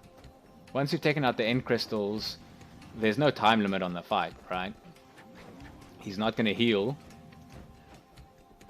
So, let me just get the skeleton off them. They can. Oh, okay, no, they can't. I was hoping they could attack him. And then you just whittle his health down, right? You don't even have to melee him. You can just shoot him. If you have enough arrows, you don't have to take that chance to go up to him. Most people do because it just goes faster, but you don't have to. So if it's your first time doing it alone and you're worried that things are going to go wrong, especially on ultra hardcore, because that's what you want to do, right? The health doesn't regen, so you basically want to be able to move away from the fight and get your health back, whether that's through stews or potions or whatever. So long as you realize that you can do that, it takes a lot of the stress off, and then you can usually do it first time. Yeah, like I said, preparation is key. If you have an infinity bow, you have potions of slow falling. Actually, I've done it twice with potions of slow falling. Actually, I usually do it with potions of slow falling. But I think that's because I didn't have feather falling 4 on my boots. Potions of slow falling makes it safer, but it makes it take a lot longer, because you get this funny thing when you're trying to attack him when he's on the fountain, when you have to like jump and hit him. With the slow falling, you jump funny, and it's really hard to hit him. So I actually don't like doing that, but it's the safer way, so I do it in hardcore or in ultra hardcore. I've actually never played ultra hardcore because it feels a little bit tedious to me. But I mean, for the challenge factor, I can see why some people find it more fun than hardcore. If I was better at Minecraft, I'd try ultra hardcore, but no, I'm not. I know a lot about it, but there's a difference between knowing about it and being good at it, right? Ooh, where are they going? Are they coming for me or are they coming for him? Because these guys are just running. Where are we time-wise? 11:20. Okay. I want to just keep an eye. I'm still rested. Ooh. I think he's aggroing them. Oh yeah, we hit 50 Beast Mastery. Okay, I'm going to take this out just to help him, because I think he's going to aggro all of those and it's going to be an issue for him.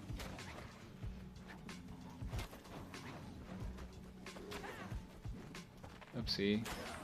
I'm going to have to do something about this bear's health.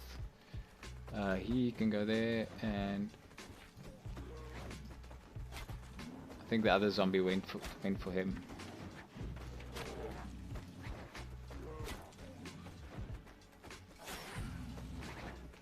Let me heal one of them.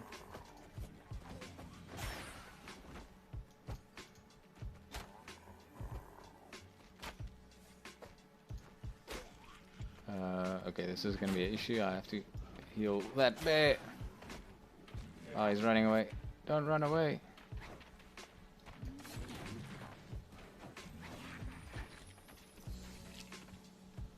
There you go. Good. What can I loot here? Everything, probably.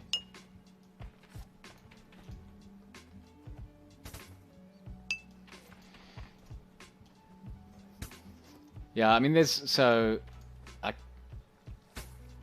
plague on servers or realms with other people is, I guess it depends who you're playing with, right? Some people are more fun to play with than other people. But I think that's the true magic to Minecraft, is that, or basically any sandbox game, is that playing with other people opens up these opportunities for, not just game mechanics and stuff like that, which are interesting, especially if you're an analytical person, to like figure out and manipulate and abuse in some cases. But then you have the added layer of the story and the creating your own world.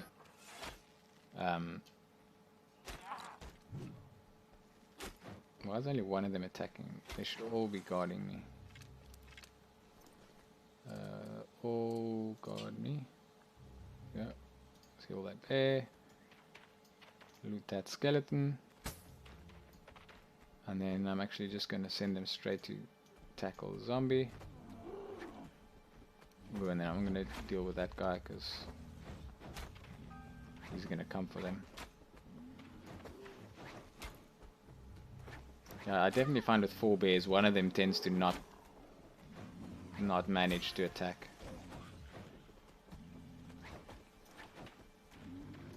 So I'll loot this while that's been...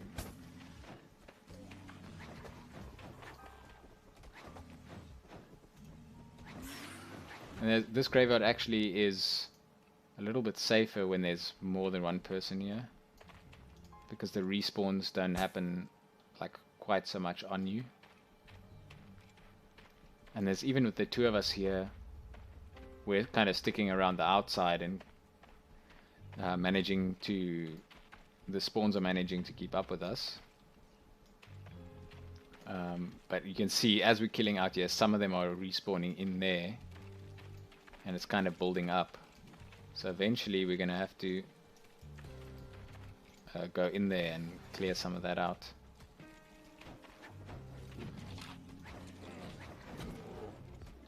I'm trying to let them do more of the attacking, because I want Beast Mastery to go up to as high as it can here.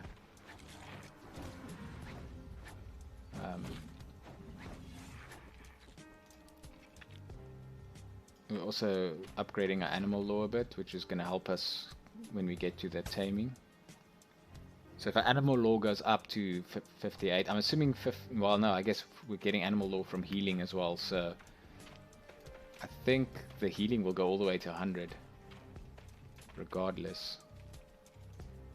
That one, and then, oops, so that's what I thought was going to happen.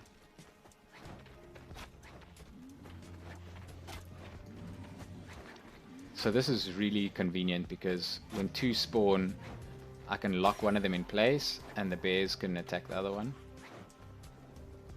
If I just had archery, you know, one of the zombies would get to me and would start damaging me.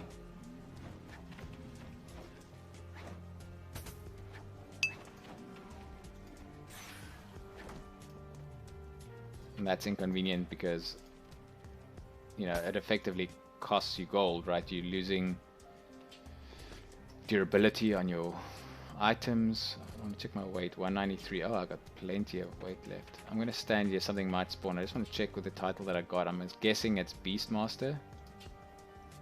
Journeyman Beastmaster. Yeah, because I hit 50. I like the title ranger, so I'm going to keep it even if my other skills go higher.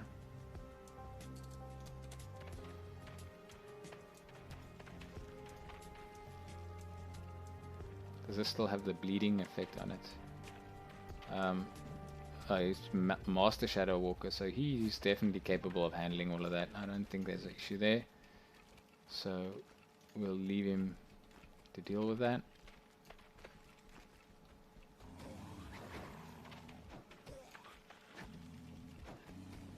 Gained wool. Need to just keep an eye on my stats. Intelligence should still be going down. Okay, we have 6 more points before we start having to worry about it. And they're gonna go for him.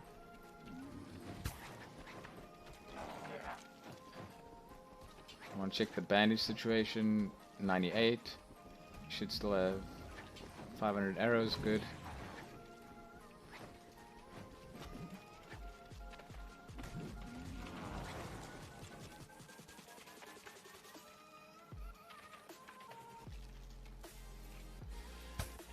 Oh, and the zombie came back.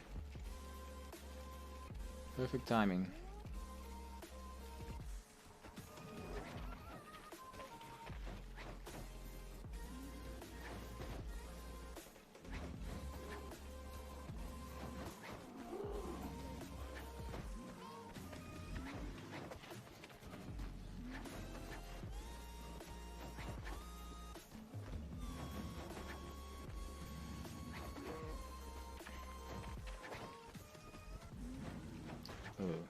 I wasn't paying attention to that bear's health.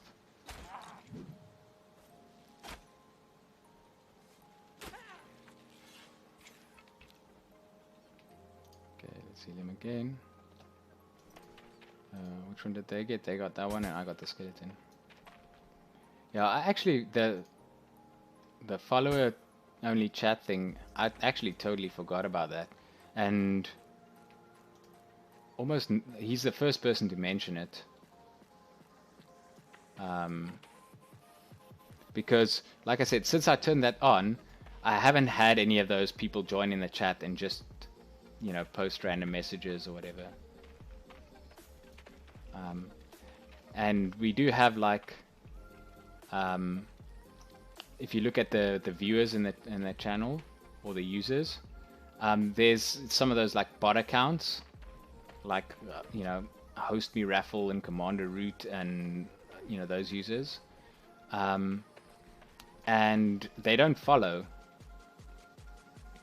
So I mean, they monitor channels for, you know, all for different reasons, but they don't follow. And I mean, they probably don't post, or those ones don't post. But you get the other bots that come in and post or whatever. So there you probably also get bots that come in immediately and follow to post, because you know, follower only chat is a thing.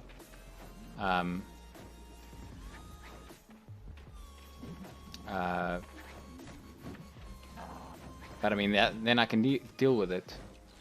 I see if they follow, I see the follow notification.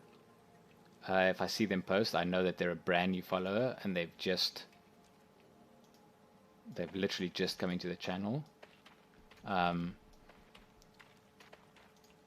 There are features to make people have to follow your channel for 15 minutes before they can chat or whatever, right? Or an hour before they can chat. Which I don't do. I figure if you want to say something to me, you should have a way to say it to me, like now when it's relevant, right? If I'm running past a loot box or a gold chest or something of value and you want to let me know, you should be able to do that within, you know, whatever roughly the stream delay is or whatever it is. Probably miss it anyway, because by the time you followed it, you know, by the time you've typed in that the thing is there, I'm probably past it. But that's just the nature of streaming, right? Can't do too much about that. I can... Yeah, I can. Ooh, okay. Zombie's slow, so I'm gonna take the skeleton. I'm gonna draw him this way. And once he's next to them, I'm gonna have them jump on him. I'm not gonna attack the zombie yet, because I want them to get a chance to damage him as well. They're gonna get in on the fray anyway. So I'll attack him. I'll start healing. I can loot.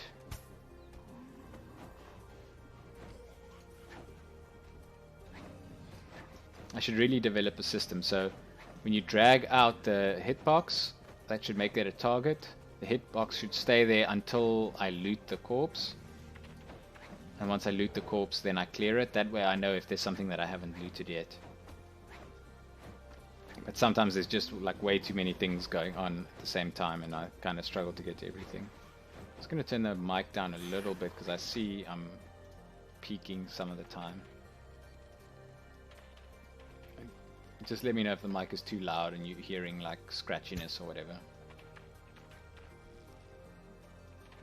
Sometimes it's a combination of the mic being too close and the mic level being too loud, and then also this is not a great mic. I've got a better mic, but I ordered a stand for it like, I don't know, 2 weeks ago. And they still haven't delivered it, so I was supposed to like contact them on Friday to get the estimated delivery date and everything, but Friday was such a rough day at work, I actually didn't get around to it. Okay, cool. Because I've got the mixer somewhere where I can see it, and I can see it going into the yellow levels, so I turned it down a bit, but if it's too soft now, then just let me know. Sometimes I mumble and I speak softly as well, so that's also sometimes an issue. That bit's a little bit harder to fix.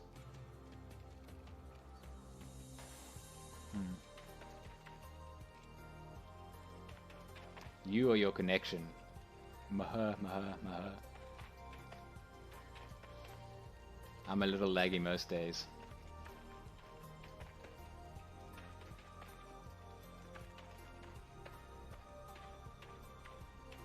skeleton out here. So this guy kind of had the right idea. Just outside the graveyard here. So you can't build your plots too close to towns. But it seems like you can build them pretty close to the graveyard.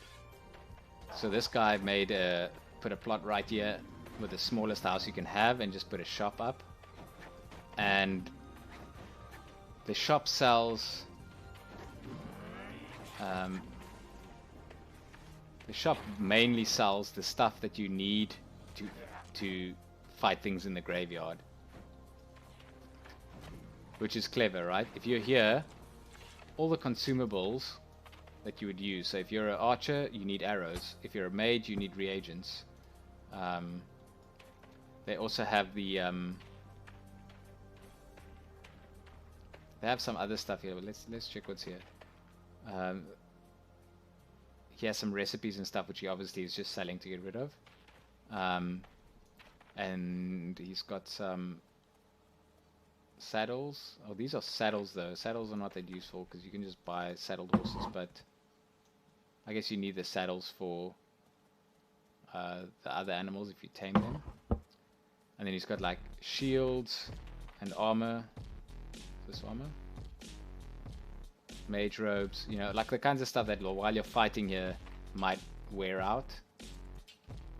And I don't know if he's... Maybe this is a reasonable price, but some of it seems expensive. Like the arrows, the NPCs sell them at 1 gold per arrow. He sells them at 2 gold per arrow.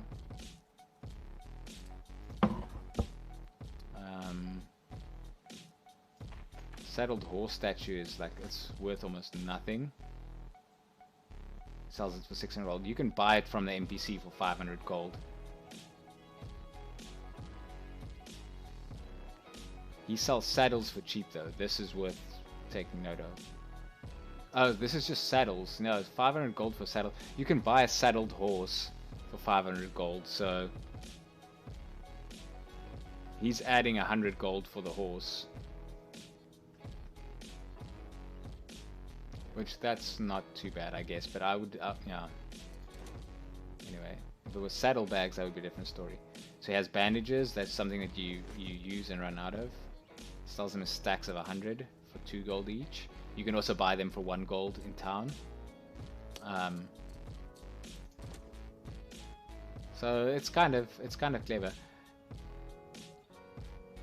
I would actually consider, I don't know if the other graveyards have the same thing, but I would even consider putting another plot like right over here, and sell all the stuff that he sells for 2 gold for 1 gold. It's not big money, you're not going to get rich, but you will have a slightly more reliable source of income than if you sell like big ticket items somewhere close to town or whatever. I want him to come over here so that I can get the bears to attack him,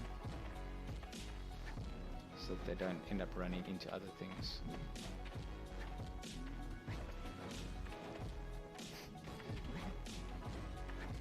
They're really struggling to hit him because he's... Okay, now he's running away.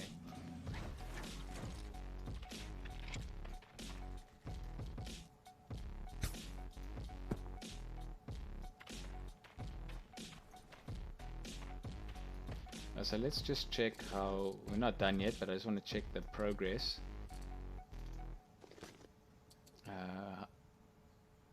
5,000, so half a platinum in a session.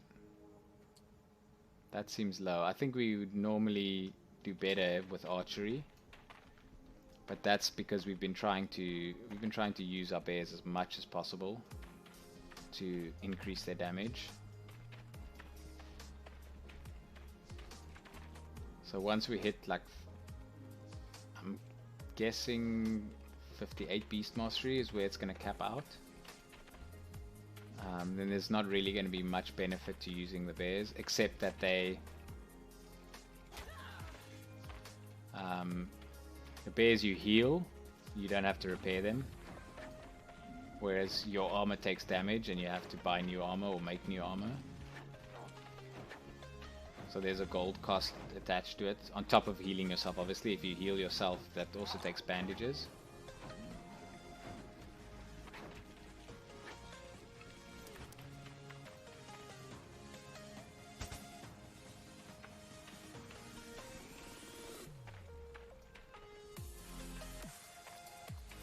Oh, that's the corpse.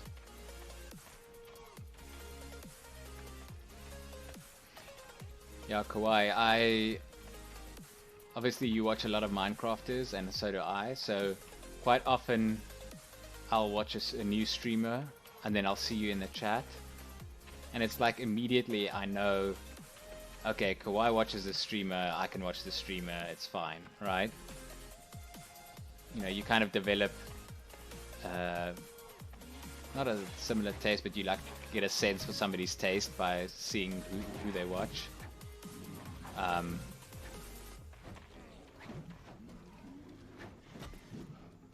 So that's just like a funny thing that I've noticed. Like a lot of the time when I see in this stream, I'm like, oh, okay, this stream is at least going to be reasonably decent.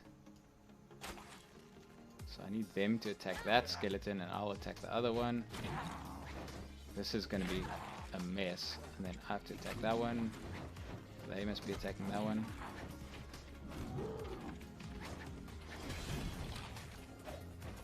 Who's attacking this zombie? Somebody needs to be attacking this zombie. I must be attacking this zombie. Let's tell them to go here so I can see what's going on, because I'm a little bit confused. I don't know who needs healing and who's alive. There's a skeleton. It's because there's somebody else's bears in the mix as well.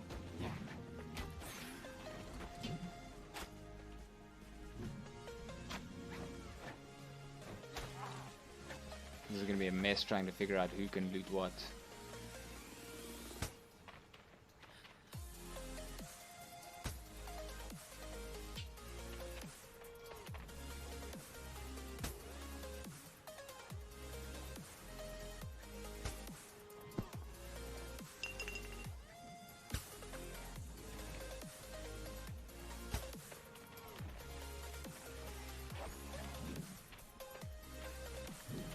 They're going in there to deal with that, so I'll leave them to it.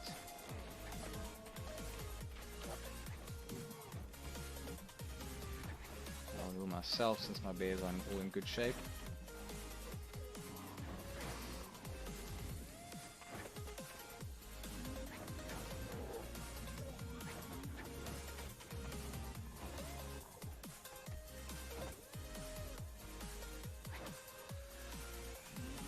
So I think the problem with the bears here is they're starting to do a little bit more damage due to the Beast Mastery skill, but they still miss a lot. And that's what's making it take long.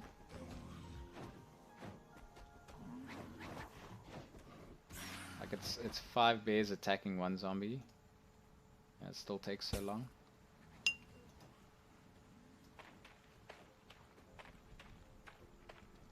But I have to admit, between the Beast Mastery skill we're getting and the healing and the animal law that we're getting semi-decent skills.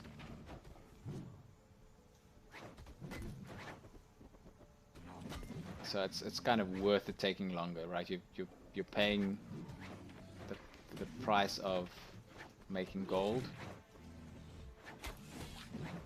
in order to gain the skills. Stop shooting the zombie so that they can attack it.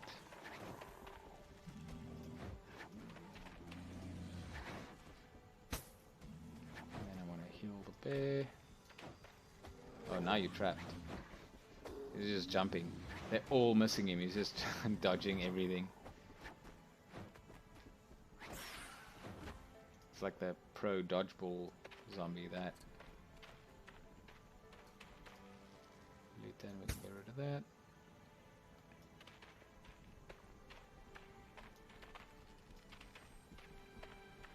And now I think that other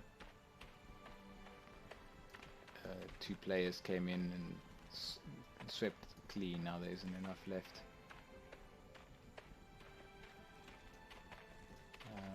this one. Oops, can't see it because he walked past the tree. There's a couple of like visual bugs where like when you move onto the edge of the screen and it starts to render an enemy that already died, then it starts the kill animation again, or the death animation, which can be a little bit confusing because it looks like there's a live enemy. I guess it doesn't really make sense to call them a live enemy because they're undead, but this person just kind of like rushed in with their bears. I think they're like how I was when I first got my bears. I'm like, oh, it's not even all brown bears, some of them are black bears. I was like, I have bears now, I am powerful, let me go in and deal with all of this. Their bears didn't survive. You can see they kind of had an unfortunate graveyard accident. There's some of them over there and some of them over here.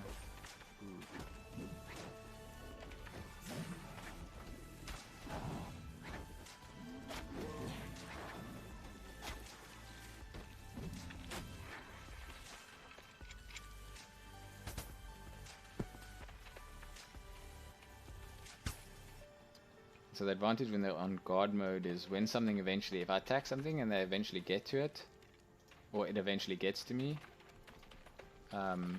then they start to attack it and they get some shots in.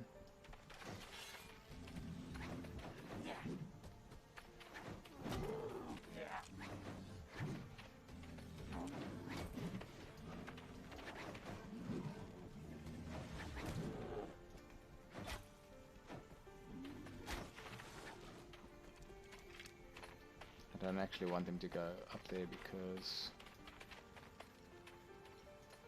Actually, no, they can.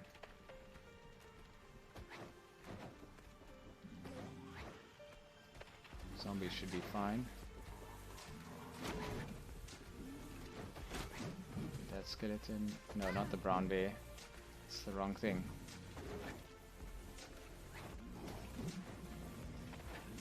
I need to bandage something. This needs to be what I'm attacking. This needs to be bandaged.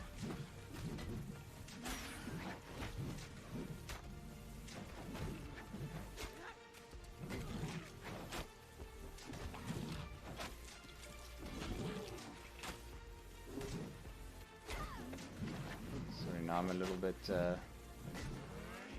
damage control mode. Oh, this skeleton is still attacking me with. Let's just heal the bear and then I can deal with the skeleton. Stop. I can't select the skeleton. I can't do that. Ugh.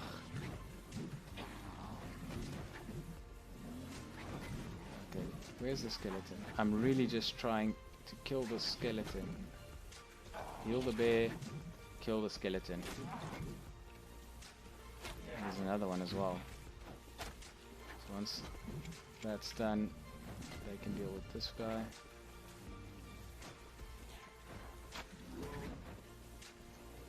And even more spawning. Where's this zombie? This is what I'm looking for. And they can also attack it, and another skeleton. Might actually have to heal myself on the next run. Okay. So many different things. Okay, let's loot all of it. I think I killed all of this, so I should be able to loot all of it.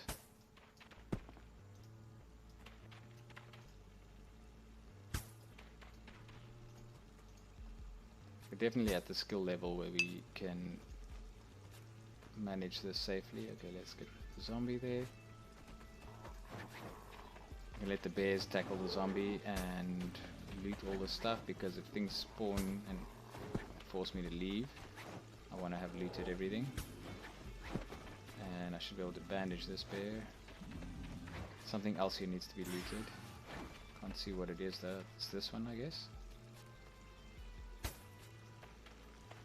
And now this zombie as well. I think something walked over here and I'm not sure if we killed it. Doesn't look like it. Something here too. I think it's this zombie. Yes. I can heal that.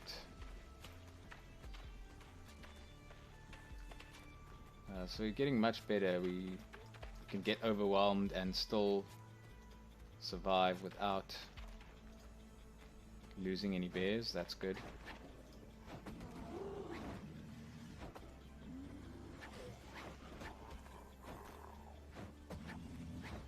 I think my chat stopped working, so let me refresh it.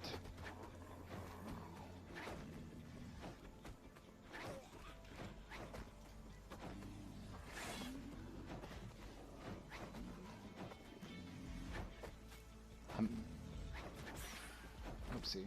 Oh, I was looking at something else. Didn't see something that spawned. Okay. We're gonna do this. And the zombies are... bears are gonna take the zombie. And I need to heal that bear.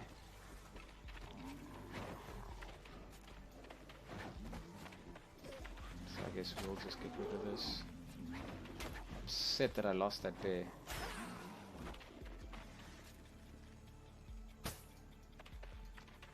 It's not a major problem, it's easy to get it back or get another one. Just realized that I'm looking at the Twitch chat and I'm looking at my global chat, and there's some messages that I didn't appear in the global chat, so I missed some of your messages, Kwai.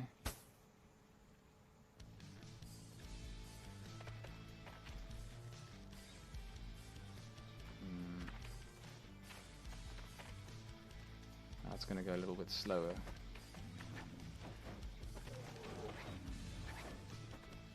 He's gonna come and mess up the whole thing, so let's take him out of the equation.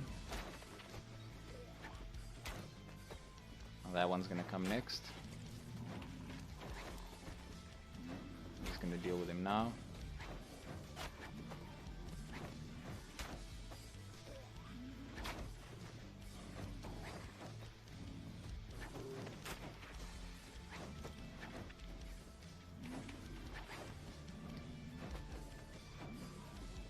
Well, they seem to take significantly longer to kill a zombie if there's just 3 of them.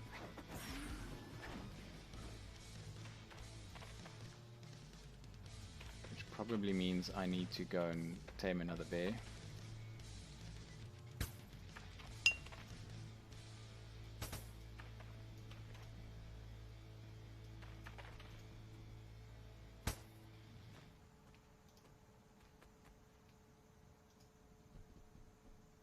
Okay. Yeah, it's weird because it was inside a group of messages.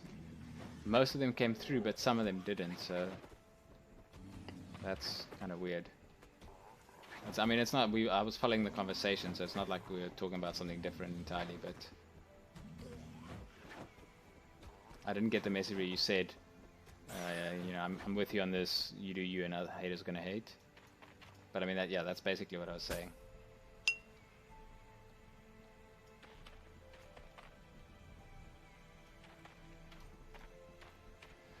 I think some people just, they take it too seriously. I know for some people it's a job and they obviously want to take it seriously and everything, but you know, it's not for me. I'm here to play games, enjoy it, and you know, hopefully other people want to do the same. But I don't feel obligated to entertain anybody. Like there's no contract that says I shall be entertaining, otherwise I shall not be allowed to do this. You know, in the same tone, people aren't obligated to be here, so they can stay, and if they don't like it, they can go. Like, I mean, you're getting all the choices here. I don't really see what's worth complaining about.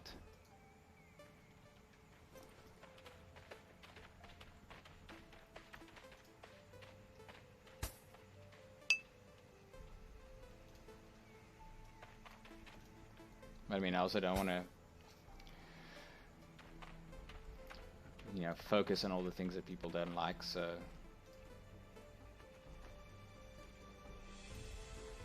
Like I said, I don't hold anything against him. Now, I would have been, honestly, would have been happy if he came in and said something like, I see you have follow-only chat. You know, why do you have that? Right. Or maybe that still sounds a little bit aggressive. Not why do you have that, but, you know, if you said it like any reason why you have that, so that he gave me a chance to explain,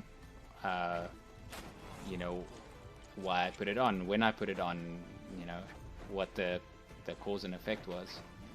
Which I did anyway, but...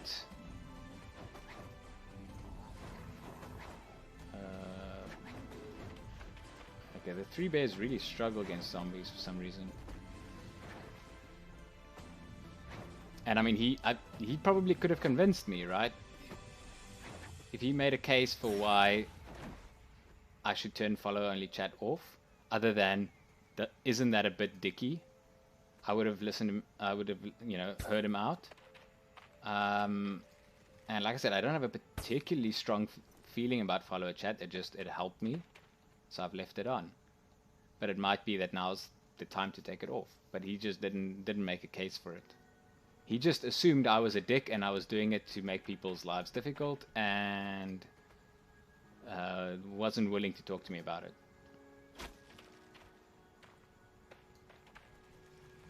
And what he's effectively done is he's made the case against turning it off. Because what he's shown me is no. Don't. Why would you attack my other pets? Attack the zombie that's trying to kill me. What it's showing me is that there are people that's just gonna not like what I do and say bad things. Like be unconstructive, right? I don't mind having a debate about anything pretty much. If you come with an argument, whether your argument is strong or weak doesn't matter. It's worth considering. But if people are going to whine about something with that level of discourse, and follower only chat is keeping them from doing that, that's a plus, you know. He's just made the case for me to keep it on, in my book.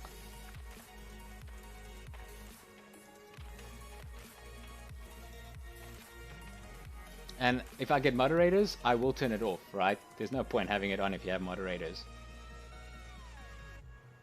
Is the zombie gonna come? But I don't, so, you know, so I can't.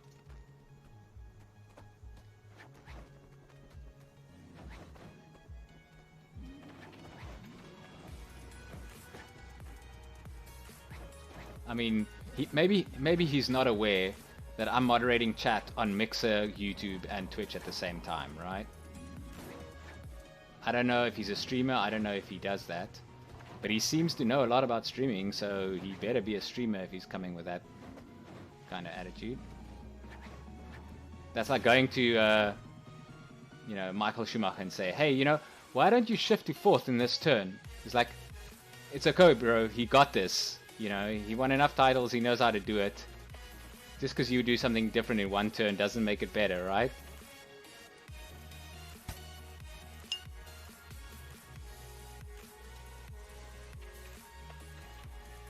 You know, now if you're another world champion and you go to him and ask him like, hey, why don't you shift into this gear in this turn or whatever, then it's a different story.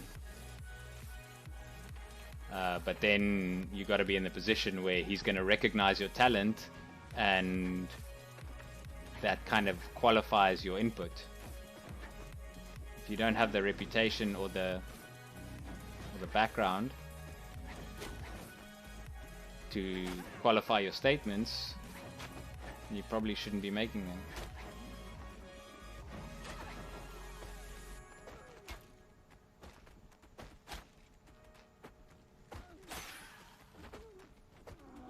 Who are we attacking? I don't even... Who's... This is the...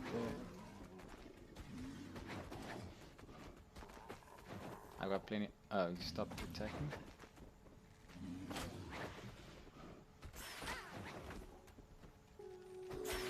Oh, there we go, got all of them. So let's heal ourselves. And then loot. We'll have to do... Nothing of value? I don't think so. Oh, it's not that one, it's this one. Loot, heal this bear. At least we're healing a fair amount now. We're healing like more than a third of their health, which is good.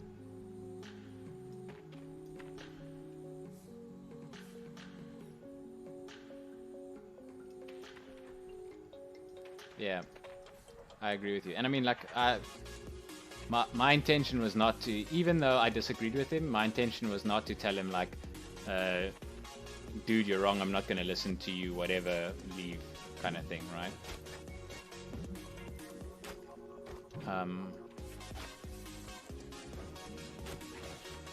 He kind of had the opinion that he doesn't want to watch a streamer that has follow-only chat, so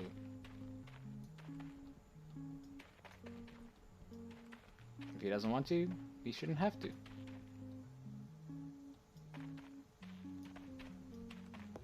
And I mean, if there's anything that's a dime a dozen these days, it's streamers, right? The directory has 1,000 people at any point in time.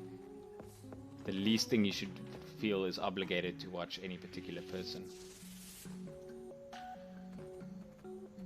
I think I'm gonna attack him, and then I'll have the bears attack that one, and it'll be a happy sunny party.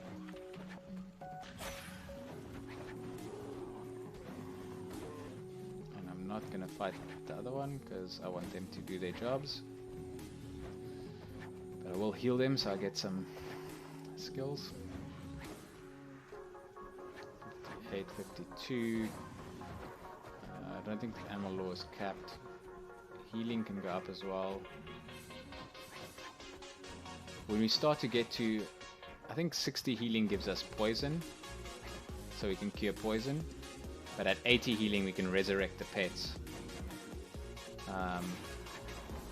So that's something that we're looking forward to. I think we need 80 animal law as well though to resurrect pets.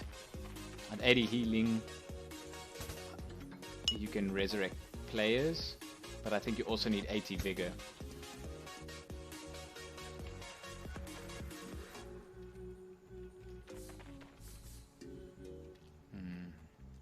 Killing all the ones in the middle has made the ones on the side you respawn a little bit faster, so now I have to kind of deal with it a little bit systematically.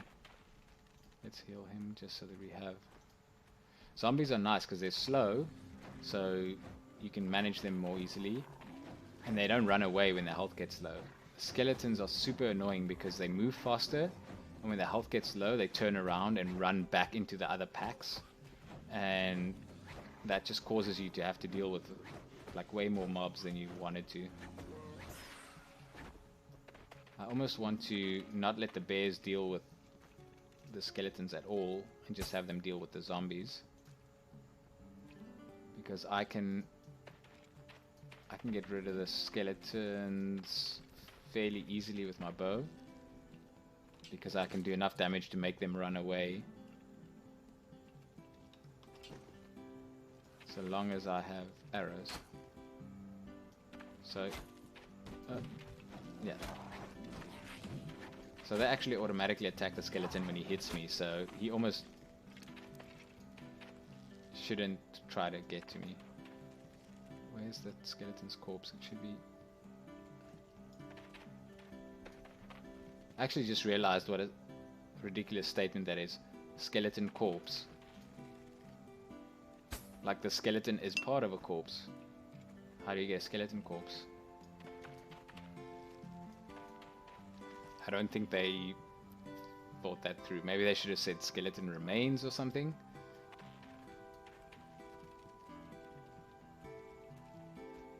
There's a zombie coming. Okay, he's obviously aggroed, so let's get him a little bit closer. And then the bears can go to town.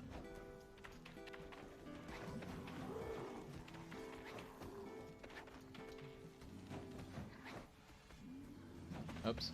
No. No, skeleton. Bad skeleton. Leave the zombies alone. I mean, leave the bears alone.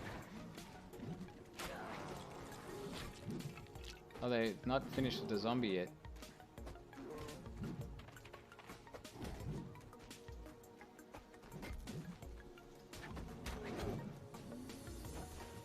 Oh.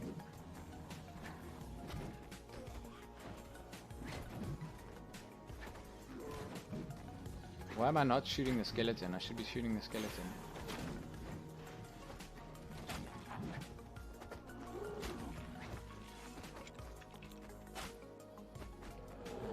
Let's heal that bear. Oh, agility, that's nice.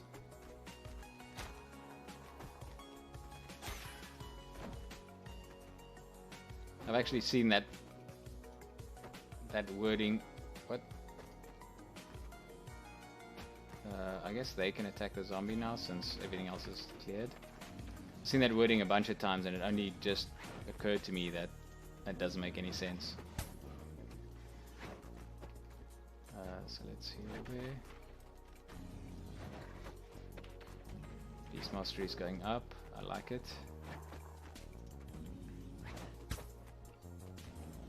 Let's remember to heal the bear. What? Oh, cannot bandage it. It's a little bit fast.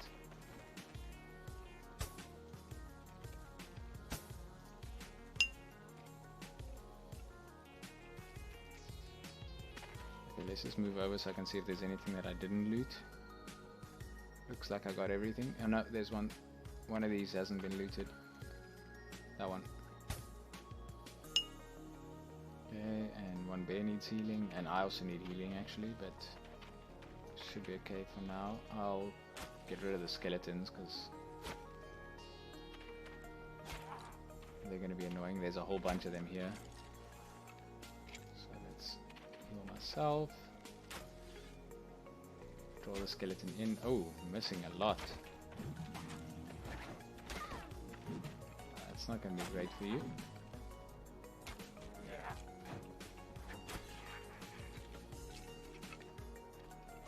Okay, so now I get the feeling that this zombie is going to come for me. And then they can tackle the zombie and I'll take the skeleton over here. And I'll just stand close enough that I can heal them if I need to. That skeleton's going to run away. And I'll take that one.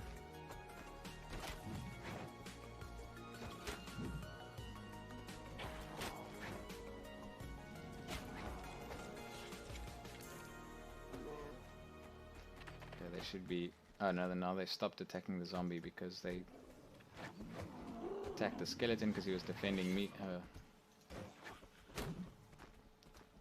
I don't want the skeleton to hit me because then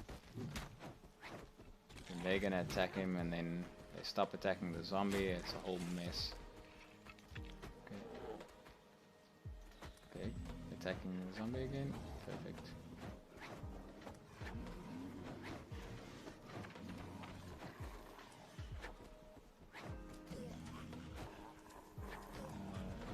More things that I need to loot.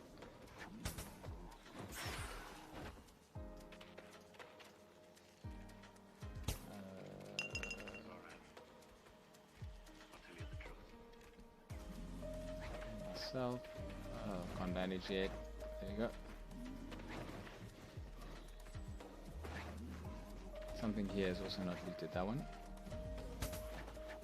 Beast Mastery 53. Getting there.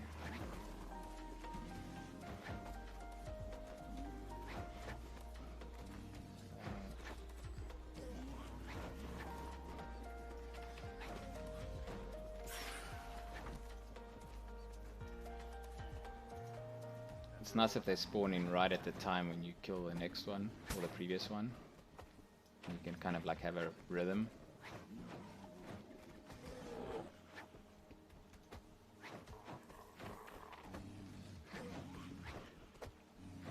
part of being able to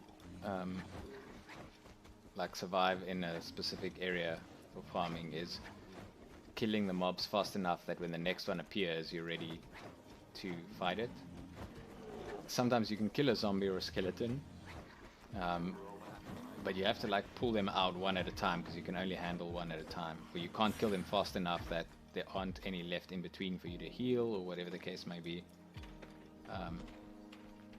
And that's usually when you can start farming here, but then it takes really long. It's very risky, and quite often the net gains that you make is not positive, so it costs you more reagents or materials to farm here than you end up getting.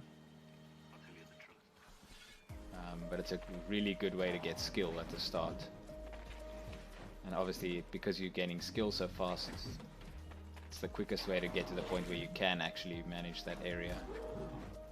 Oops, this is going to be a problem. I'm going to have to go for the skeleton myself, because they're going to go for that one. There's another one that spawned in. What do we have? There's a zombie. I can go for the zombie and I'll heal the spare.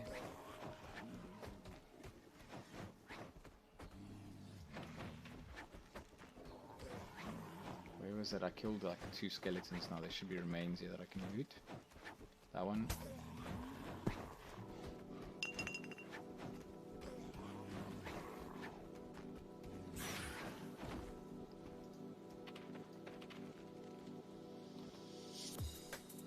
Okay, why?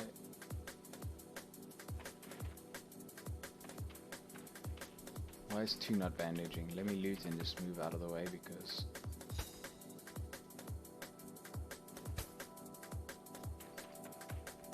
There we go, I think I got all of them. Let me just check what's going on here. Something's not right. Do I run out of bandages? Yes, I've run out of bandages. So let's just check how much backpack space I have left. 258 out of 312. So I could buy the bandages here.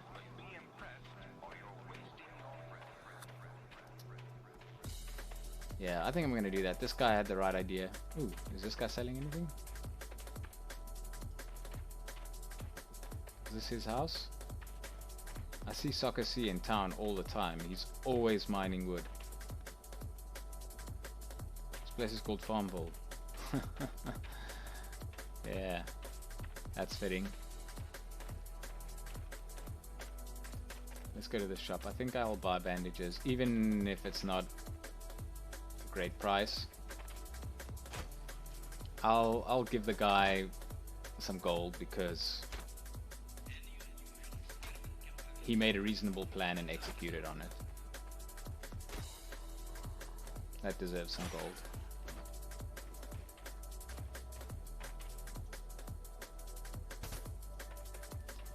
I wish I'd thought of it. So let's see how much gold we have. We had what, 5,000 before? We have 8,600 now. We combine it.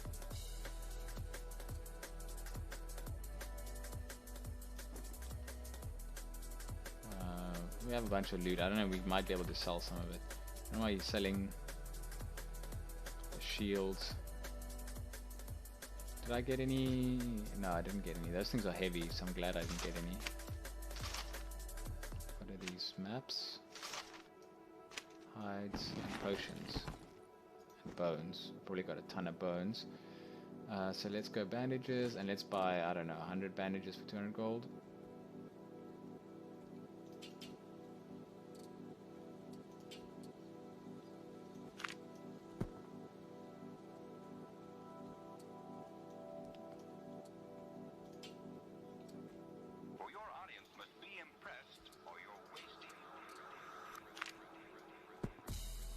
There we go, 200 bandages, we should be good.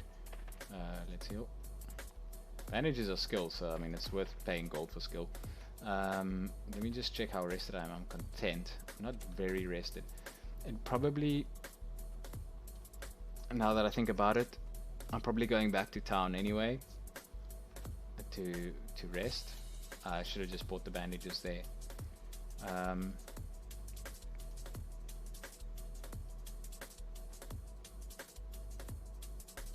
Oh well.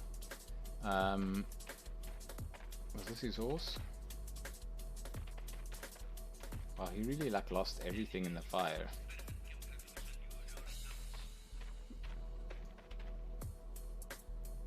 So our weight is kind of getting...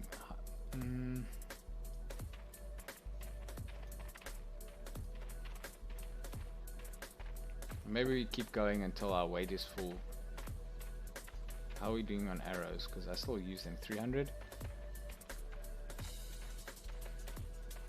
Where did I buy my arrows? Oh, I just bought them from NPCs.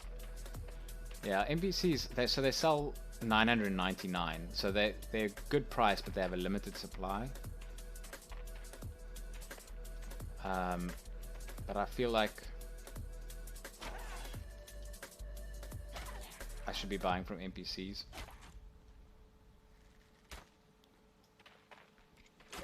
Oh, part of why I wanted to go back was to get another bear.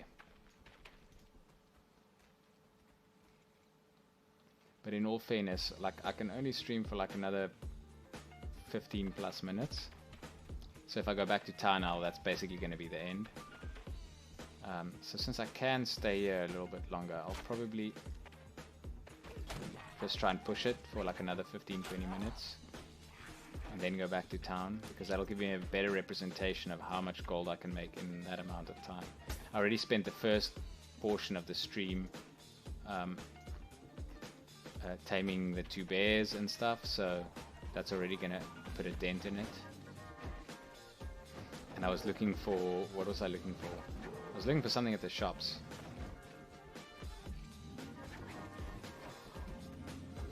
And that brought into the time as well. I was showing Kefaniza around and stuff, so...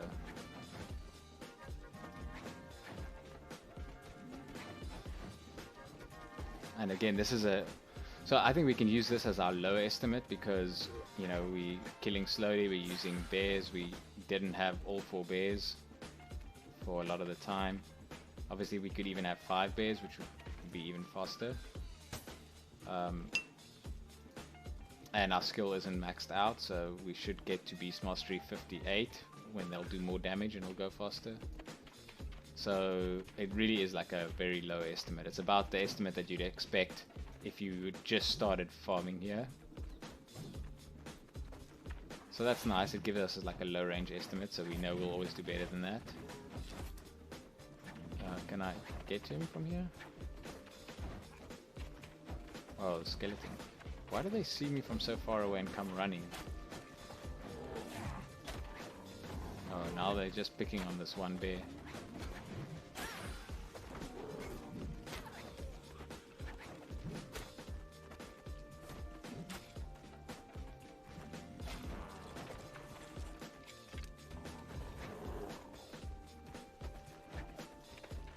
Oh, they're struggling to get to him.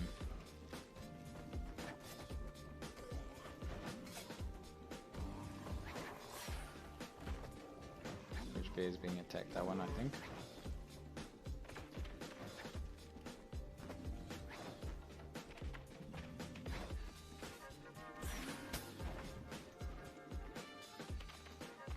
Cannot bandage it, but the time is done.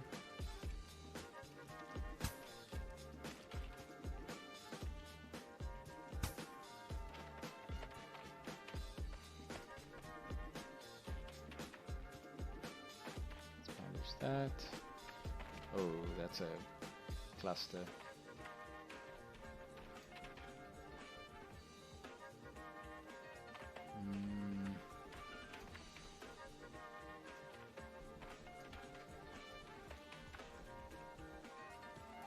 So the skeleton is so much faster than the zombies that I can actually just pull him out and get rid of him.